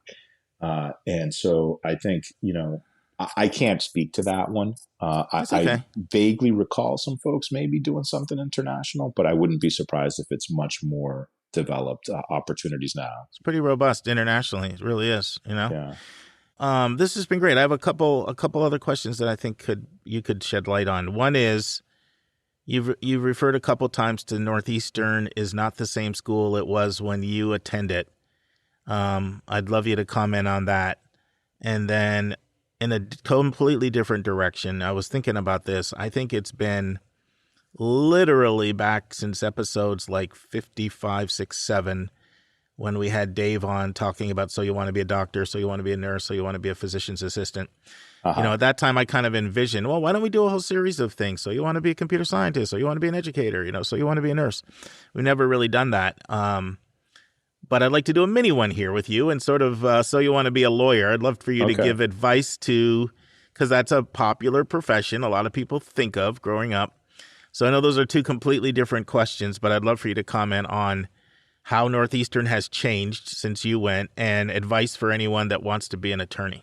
Yeah. Well, Northeastern was primarily a commuter school back in, I started in the fall of 1990. And graduated in 95. As I tell my kids, on time. It was a 5-year program with the extensive co-op opportunities. But it was primarily a commuter school. It started changing a little bit while I was there. The GPA and the numbers are so much higher than they used to be. Do you know their average kid has over a 1,500 SAT right now, and they had a 6% early action admit rate? Yeah, we I was talking about the fraternity, and in one of our fraternity kind of chats, Sure. Someone posted the numbers, and I said, I'm actually on campus this weekend with our youngest doing a little tour, and the campus is unrecognizable. I mean, I've been a bunch over the years. I'm local here, so I've and I go to a couple of events.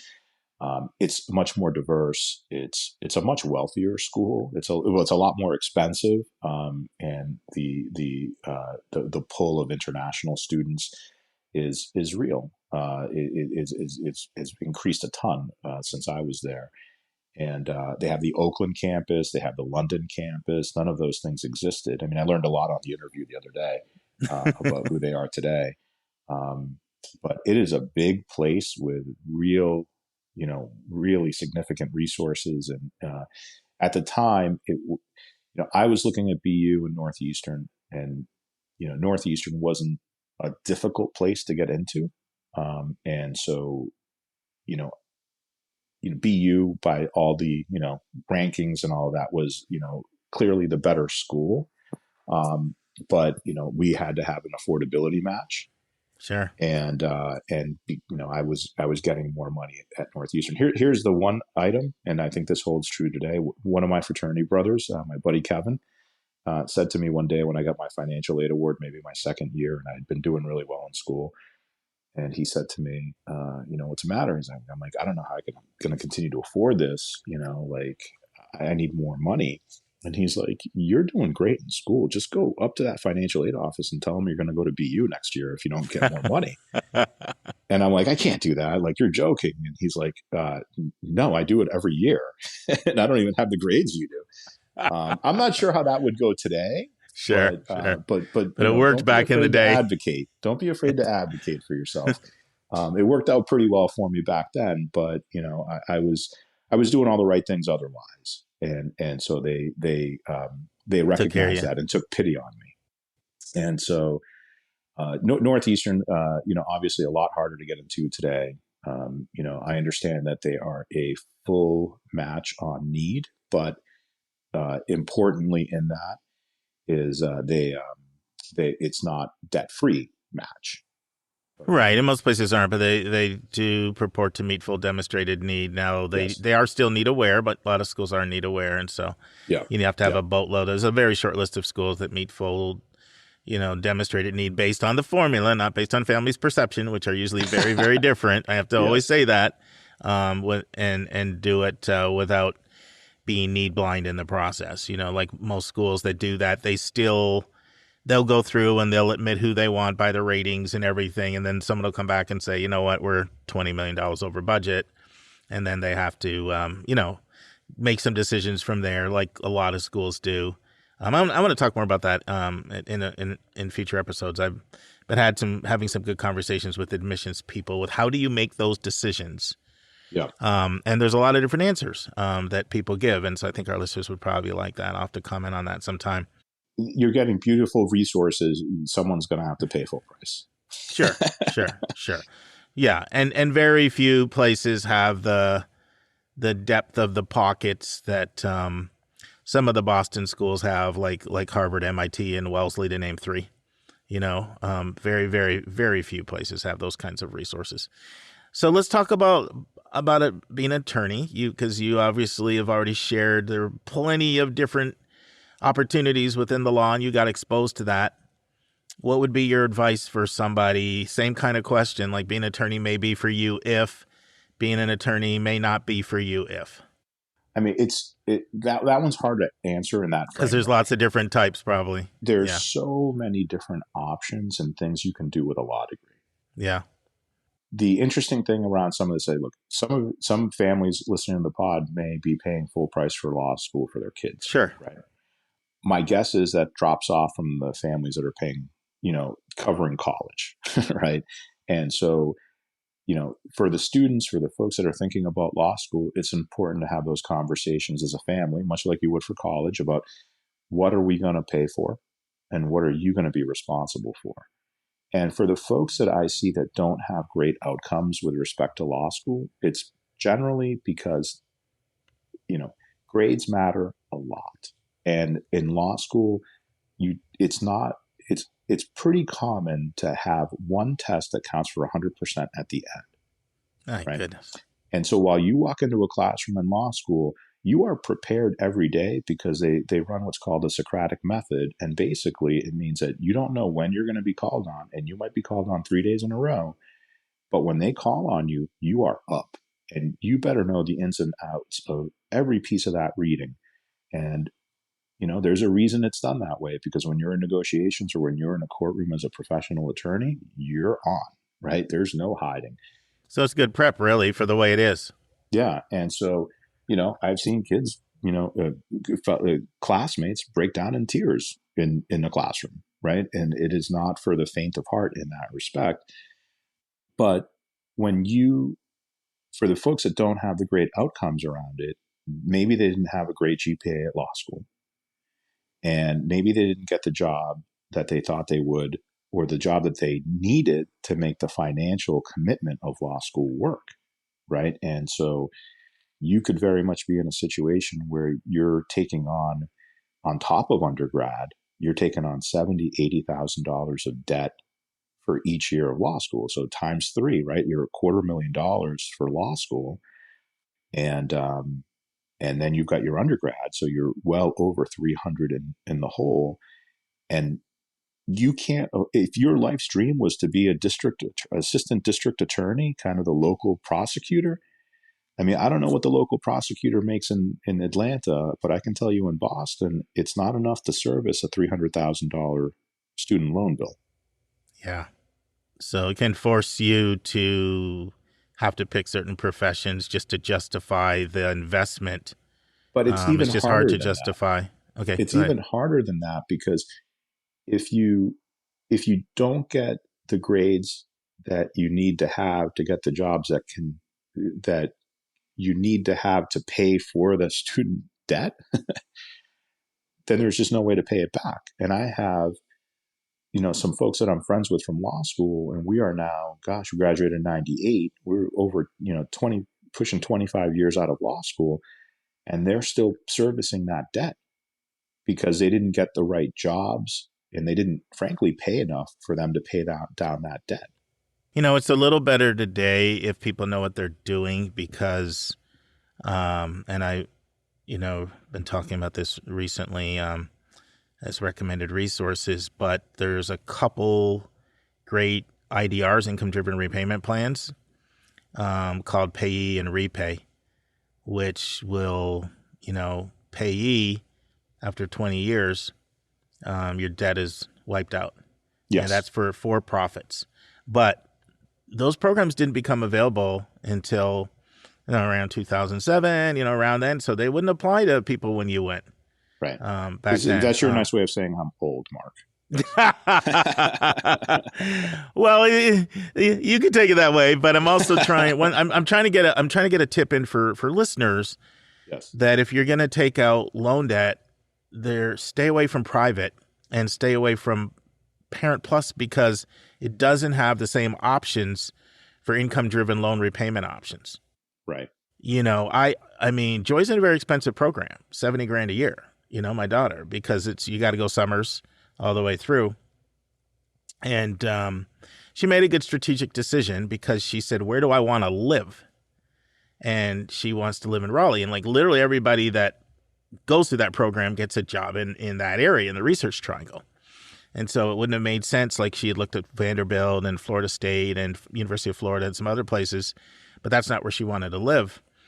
But I also knew in the back of my mind, okay, she can do this payee program and have the debt abrogated, and not have to pay the full amount, because it makes an adjustment to your income minus 150% or minus the poverty level, your adjusted gross income. And if she comes out making $70,000, she'll have payments at that level of around $400 a month.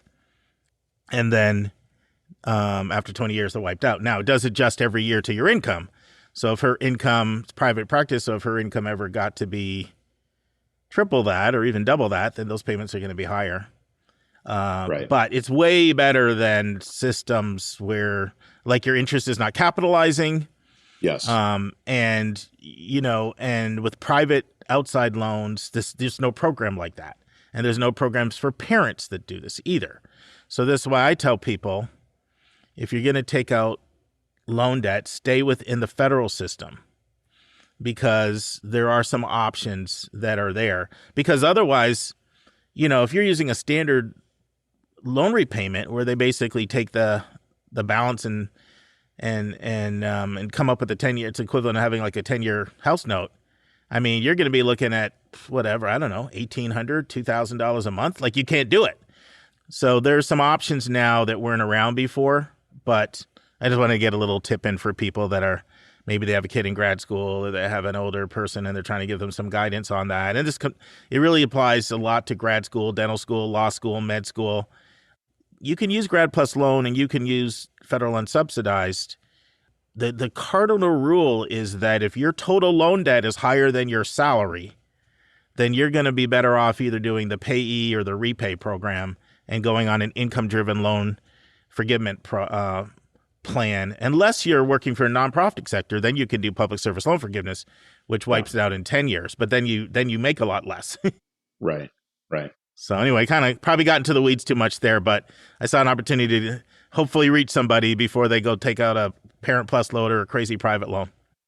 Friends, this concludes the second part of my interview with Gus Resendiz on the pros and cons of a co-op education. And we hope you'll come back and join us next week for the final part of our interview. And now it's time for our College Spotlight of the Week.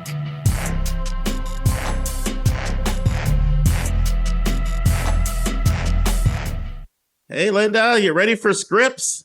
I'm excited to talk about Scripps. Sad to be leaving Southern California. Well, that just means we have to come back again. There's still some schools we haven't hit. I like that. Well, this is both a feeling of accomplishment because, of course, I was there for a week in December. This is the 9th and final school. I did them all in order of the 9 schools. For new listeners, it was a counselor fly-in program. So there's a feeling of accomplishment to do it, but it's also a little bit of exhilaration because, I don't know, did I ever tell you that Scripps was Kara's second choice to Davidson? I know that you have mentioned that you went out and did a big visit with her when she was scouting colleges. I don't blame her. Yeah, so we did a visit at the end of 10th grade, which is when I encourage people to go and really start getting serious about this. May of 10th grade after school's done, and visited 9 California schools. And I thought for sure she was going to California, just because she's like, in so many ways, she's very Californian. But Scripps was the top choice. And then, this doesn't happen that often, but they flew her in for a fly-in program in 2013. A lot of times they reserve those for people that have not been to the campus before. And, and so it really came down to Davidson and Scripps. But once she did the 3-week program at Davidson, it was pretty much, it was over, which is one of the reasons why schools do them. But Scripps is a very, very special place, a special place in my heart. You may know this about me, Lynda, but, we're all different. But I'm somebody who's very impacted by a campus. A campus really has an impact on me. And I like that really, that sort of distinct campus feel. And Scripps has that beauty that just like sucks you right in like a magnet.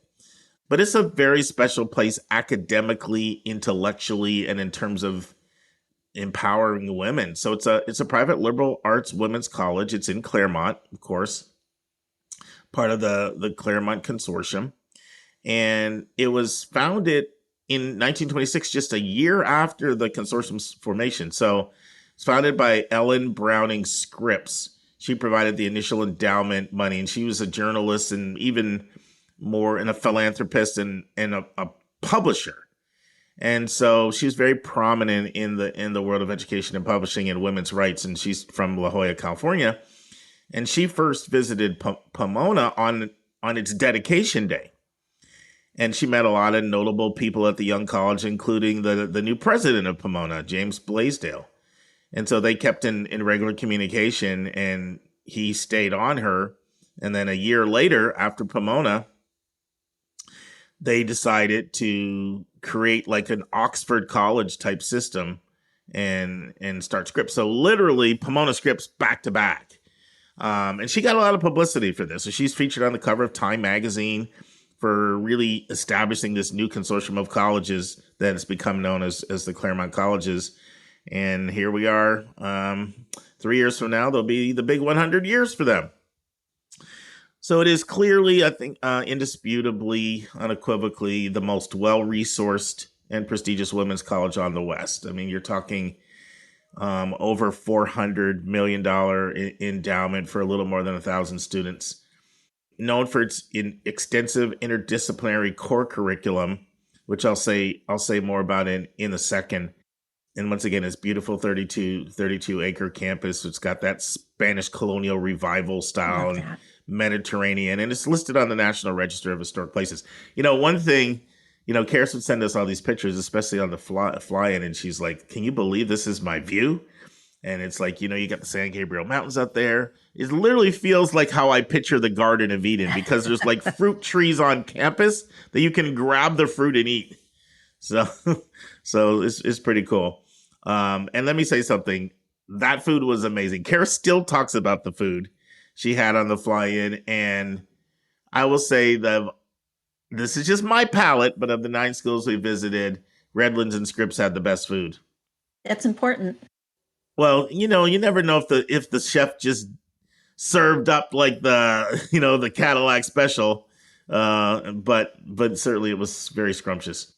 Known for being a top producer of Fulbright rewards, and I'll share some things from a student panel. So we had a tour, we had a student panel, and then we had a faculty panel, and both of them went over an hour. I actually recorded them, and I played them back and took notes in preparation for this. So some of the things the students said from the student panel about Scripps. So one of the other counselors said, what did Scripps give you? And so one person said, Scripps gave me my confidence.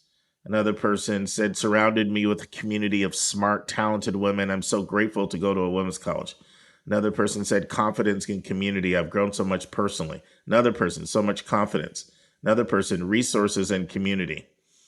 And in general, a lot of the women, young women there, praise the core. And I'll tell you, in general, Lisa and I have had this debate a little bit. She's like really a core person, right? Because they have it at Chicago. Coming from Chicago, I would expect nothing less. Right. And she sees like the value to it. I see the value to it too. I'm just so independent and like to take what I want to take. So I've always kind of been like a fan of open curriculums. But in reading more and more about the core at Scripps, like this just got me really, really excited. I would love to do this. So it's a series of 3 classes that you take, one the first semester, and then the spring of second semester, and then of course fall of your sophomore year, the third one. But Core 1, it's team taught by 15 to 18 different faculty members. Like that really excites me. So they take a concept like race and gender, a major like historical factor that shaped this country that's really also impacting the present, like environmental sustainability, race and gender, those kinds of things. And they teach it in an interdisciplinary way. So you're getting like professors from the natural sciences and the social sciences and the visual arts and all kinds of things like LinkedIn. And it's very much a lot of small group discussion in there. You have a single syllabus that kind of unifies everybody. And so you get it just from multiple perspectives, which I think is really awesome. Then in the second semester, which they call Core 2, there's a range of courses to pick from. Each one is taught by an individual professor or team taught. So Core 2, you can either have an individual professor or team taught, but not 15 professors this time. Now they have 2. And these courses, they're more intensive study of things like methods, issues, and you follow up on problems that were introduced in Core 1. And then, of course, Core 3, start of the sophomore year, continuing the interdisciplinary work. You choose from a large range of options, more specialized topics that students are interested in doing independent research and projects. So a lot of this for people will become the foundation because later on all students do a thesis. So, I mean, this is what you get when you pay a lot of money, this sort of individual, personal, high-touch experience, classes really small, over 80% of under 20. So, this is kind of what you're getting. Now, they also have some other things that students take as well. They're required to take, courses in a range of other areas like fine arts, natural sciences, foreign language, women, gender studies, something on race and ethnic studies, as well as part of the distribution requirements. But that's the essence of core. And there was just this shared experience that the students talked about having been through core that they felt really helped them to understand the world, helped them bond with each other. And I came away really thinking, I think this core is really, really cool. And probably because I looked at some of the courses that were offered, I'd be like, man, I would love to take that right now. Well, Mark, I think that goes to show you that not all core curriculums are alike, and students shouldn't be frightened when they hear core, because core at Scripps is not going to be the same as core at Columbia or something like that.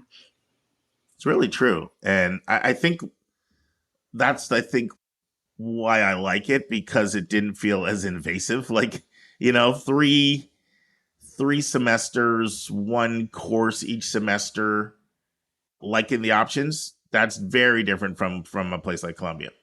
So some of the popular majors at Scripps, remember, this is a small school. In 2022, they had 227 graduates. So I'll list the programs that had the most graduates, which are really also the programs they're most known for. And there are a couple here that didn't show up in the top 8 or so for most graduates, but they're also considered really strong. So political science and government, 23. I know 23 sounds small, but keep in mind, you're talking about a graduating class out of 227. Yeah, so it's like 10%. Research and experimental psychology, 18. Biology, biological sciences, 17. And keep in mind, they've got access to KEC, which is these incredible science resources that Scripps shares with both Pitzer and Claremont McKenna, which is unbelievable, science resources. So it is a kind of a powerhouse for pre-med and lots of programs in the sciences. So it's not surprising to see biology show up there. English language and literature, 15. Environmental science, another really strong program, 15. Neuroscience, another really strong program, 13. Mass communication, media studies, 13. Econometrics, quantitative economics, 12. A couple of programs that were not listed here that everybody spoke really, really highly of, they just didn't make the top 8 or so for most majors, were comp sci and music. And I have to talk about the mission, because, mission, location, history, all these things, core values really shape a school. So the mission of Scripps is to educate women to develop their intellects and talents through active participation in a community of scholars, so that as graduates, they may contribute to society through public and private lives of leadership, service, integrity, and creativity. So it's a little long, but I can see how every one of the things on there is implemented into the curriculum. Another really strong program they have is called SAGE. That stands for Study Abroad in Global Education. It's a unique academic opportunity for Scripps students to extend their critical inquiries that they began through core by going to, they have 47 countries and 115 approved programs as part of SAGE, and students raved about SAGE, and more than 60% participate in study abroad. So it's a really high number. Another thing that they do, they have Scripps Presents events, and this brings talented activists and artists to campus for discussion and engagement. It reminds me a lot of, Athenaeum. Athenaeum. Am I saying that right? Yep. Yeah, Athenaeum program at CMC. So thanks for helping me out there. Once again, discussion-based class, 75% have under 20. Real emphasis on cooperative and collaborative learning, a lot like Harvey Mudd. Another thing about Scripps, besides the stunning campus and great food, the dorms are pretty impressive. I mean, they've got, a lot of them have the French doors. A lot of them have balconies. I never quite seen dorms like that when I went there back in 2012. And then some of them have fireplaces. It's very impressive. Mark, I just have to say about the dorms, because when you go out and you look for that on their website, it's called residential vibrancy. And when they talk about that for campus life, that's just extra right there. So the dorms are going to be amazing. Yeah, I'm jealous. it looks like something you'd see in a magazine. Yeah, and in fairness, historically, Scripps at one time had a little bit of reputation for being a finishing school. Of course, that hasn't been true for 50 years, and you see that with a lot of the leading women's. I mean, even like look at places like Miss Porter's, which is arguably the most prestigious women's boarding school, where Jacqueline Onassis Kennedy and people like that went. It had a reputation for being a finishing school, but that's not been true for 50 years. But they still have some very unique things, and they have some traditions too, which are really, really cool. One of them is the cookies that they have. It is a fairly affluent culture, I will say that. However, that's being addressed by this huge grant they got in. We probably should have talked about this a little bit more, but the Schuler Education Foundation, they're doing some incredible work. They're giving really, really large grants to schools they're really impressed with, under the condition that the school that gets the grant has to match it. So they got a $15 million Schuler financial aid grant, and the Scripps community's matching it. So that's $30 million. And in talking with their admission director, all of that is going to enable them to really bring up their Pell numbers as well as their first gen numbers, which have been really pretty low. They have not been a leader when it comes to Pell and first gen. And so they're going to be able to address that. You'd say, well, $400 million endowment, can't they do all that? Well, they've in the past targeted more the middle income with their financial aid, and now they're really expanding out to also get that more under-resourced kid. So as far as academically, 97.78% of students in the top quarter of their class, 15% of students double major, 41% students of color, and they're very holistic in how they evaluate an application. The writing is really important. Obviously, like all schools, the transcript and rigor and grade trends are really important. But they really go out to great length to get to know their applicants. They like to have an interview. And the regional reps, I saw that with Karis. Like, they really went to great length to sort of understand who the person is. And so that's a brief overview. Lynda, any questions, thoughts, comments? Just a couple of comments. When you talk about them trying to raise their Pell numbers and reach out to those students, they have a program that I was really excited about, the Scripps College Academy, where they reach out to under-resourced first-gen high school students. And they have them on campus for a couple of weeks in the summer, and then provide year-round enrichment and support on the college process. So kind of building that pipeline, and by the way, just for females, building that pipeline to college and demonstrating the value of education, which we know is a problem in our country right now. So I was excited to see that. And then just the benefit of a women's college. And I heard that reflected in your student comments that you mentioned about how Scripps gave them confidence. And I think that's one of the great things about women's colleges, can really help girls at that transitional age gain confidence when they're surrounded by their peers. Yeah, and I'm going to say something about that in a second. So who would I refer to Scripps? Students who want to be in a community, tight-knit community. This is a pretty much completely residential school. So people who want to be, and with the expectation that you'll build relationships with your sisters and with the faculty. Someone who's liberal or more progressive in their politics, or at least someone who wants to be in a more liberal or progressive environment, because it definitely is a liberal environment, more progressive environment. Smart, highly motivated students who value balance in life, because Scripps is definitely rigorous, no question about it. But the students also have social lives, and they're involved in lots of extracurriculars. Obviously, students who want a gorgeous campus, back to what you were talking about, Lynda, people who value a women's college. And this is my fourth time at this school since 2012. But I took this away more so than the other times. The thing about Scripps is you can make it as co-ed or as single gender as you want. Karis is the kind of person that would have only applied to Scripps as far as single gender because of the consortium, right? And you're all on 1 square mile. You can eat at all the dining rooms. You can even major on another campus. But I really picked up the distinct women's college experience, feel, and impact more so on this trip than my others.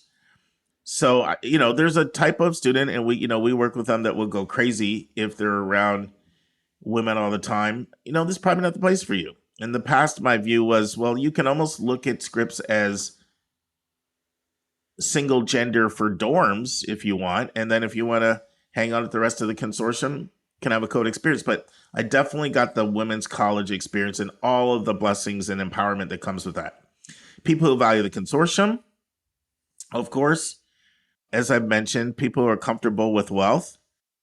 There could definitely be some imposter syndrome for under-resourced students. I think it's going to be so much better with the Schuler Scholarship because you need critical mass. It's just hard when you're distinctively different socioeconomically than the surrounding students. So I think that's going to make a huge difference, this new program. People that value traditions, they have these really, really, really cool traditions. So people who value traditions, people who appreciate the arts. Probably didn't talk about the arts as much as I should have, but Scripps really celebrates the arts, visual and performing, in a lot of different ways. People that want nice dorms, great food, deep thinkers, definitely deep place for deep thinkers, people who are not lazy, people who are curious about the world, people who value deep friendships, people who value DEI. DEI is a big part of Scripps. In fact, they established the IDEA initiative in 2014. It's a comprehensive plan that aligns resources, programs, and events to advance diversity, equity, inclusion, and access to the Scripps community. So they're really proud of IDEA. It's going into its 10th year. And if you're not feeling that, this is probably not going to be the place for you. People like being around Californians. Californians are more than 40% of the students at Scripps. I would say people that are okay with not a really large international community, because international students are only 5%. Students who really value transparent, authentic relationships. Because one thing I experienced at Scripps, more so this time even, I experienced it the first trip, but more so this time, that it really draws you out. And this came out in the student panels. Students were very, very open about their struggles and their challenges. And I just think it would be really hard if you're the type that just closes yourself off and not willing to enter into sort of transparent, authentic relationships. Students who are not allergic to writing or reading, because it's a very writing intensive, reading intensive program. Students who are open to being stretched intellectually, because it will expose you to societal injustices and inequities, and you need to be comfortable with that. Students who just value a place in general that's going to stretch you, but it's going to offer a lot of support. It'll take you out of your comfort zone, but then offer support. Tremendously close relationships with professors. Students who are concerned about social justice. That's a strong theme that runs throughout the curriculum. And then the students I would say would not be comfortable at Scripps would be conservatives that want to be in an environment with a larger critical mass of conservatives, political conservatives, people that want a larger school. This is going to be smaller than most public high schools. Students who are really into sports. It's not a real big sports culture. Of course, they do play on the same athletic team. The way the Claremonts are divided up, they're D3 with Pomona and Pitzer forming one team, and then CMC, Claremont, McKenna, Mudd, and Scripps forming another team, CMS. But Scripps isn't bringing a lot of the athletes to the team. That tends to be more, neither is Mudd. It tends to be a lot of the CMC students. And students are not comfortable being around, affluent families. So that's it. That's it. So it's a really impressive school. Smart, confident, critical thinking women who I think have a skill set that allows them to do a whole lot of different things. It's kind of what you see the essence of a liberal arts education. It's the kind of education that really would prepare people to do a lot of different things and do it well because of the foundation. And it's also got a really tight alumni network, which is what you get in being in community like that. So I think it's a fantastic, fantastic school if someone is looking for what they have to offer. But that's why we have different strokes for different folks, Lynda. Indeed. So next week, Lisa visited Guilford College, and she'll be doing a spotlight on that for us. And then we've got a series of North Carolina, South Carolina schools to do, some that Lisa and I visited together, like High Point and Elon, Furman, which I did by myself. I want to do a couple spotlights from my Pacific Northwest trip as well. I want to do Whitman and Lewis and Clark. So that's where we're heading over the next 6 weeks. And I want to do something on a Monday, just an abbreviated visit report on my college to Worcester fly-in, because I did a spotlight before on them, but I want to just focus on their mentored undergraduate research. So I'll be doing that on a Monday. So for those of you who like to know where we're going with spotlights, that's it over the next 6 to 8. So thanks, Lisa. Lynda, sorry. Friends, I have to tell you this. I always call Lisa Lynda and Lynda Lisa. I do it all the time. I probably get their name wrong more than I get it right. And they're so patient with me. But I think one day Lynda was just tired of it. So she's like, okay, Matt. I'm going to start calling you Dave or Vince or... A little passive aggression there. Now you sound like my husband. Well, he's a good guy, so that's a compliment. I know Joel as well, her husband. He's an educator. He's a great guy. He is a good guy. But this is what I tell people. If I can't get Karis and Joy right, probably not good for anybody else either. It's so amazing how, growing up, like my dad would always mess up my name with my brother, right? So he would call, my brother's Norman. So sometimes he would be like Mormon and Narc. And we would be like, how hard is it? Now you know. Look at us. Now you know. Yeah. Talk about eating crow. All right. Well, thank you. This has been a great 9-part series, Lynda, and you've stuck with me through it all. So we'll see you again. Take care. All right. Take care, Mark. Bye. Bye. Friends, on Monday's episode, we had a SpeakPipe question come in. There was a direct follow-up on the one last week on early action and early decision. So I'm going to jump that ahead of some others because I'm going to stay on topic and answer that. But I mostly want to go into this new FAFSA because it's coming up on us really soon, and it's complex. So I want to cover 6 major changes with the new FAFSA, and then we'll have the final part of my interview with David Marcus, the author of the book Acceptance. And friends, one thing I want you to keep in mind is that it is not always true that the most selective school is the best school for your student. I see so many parents and students I work with who automatically assume if a school is more selective, then they need to go there.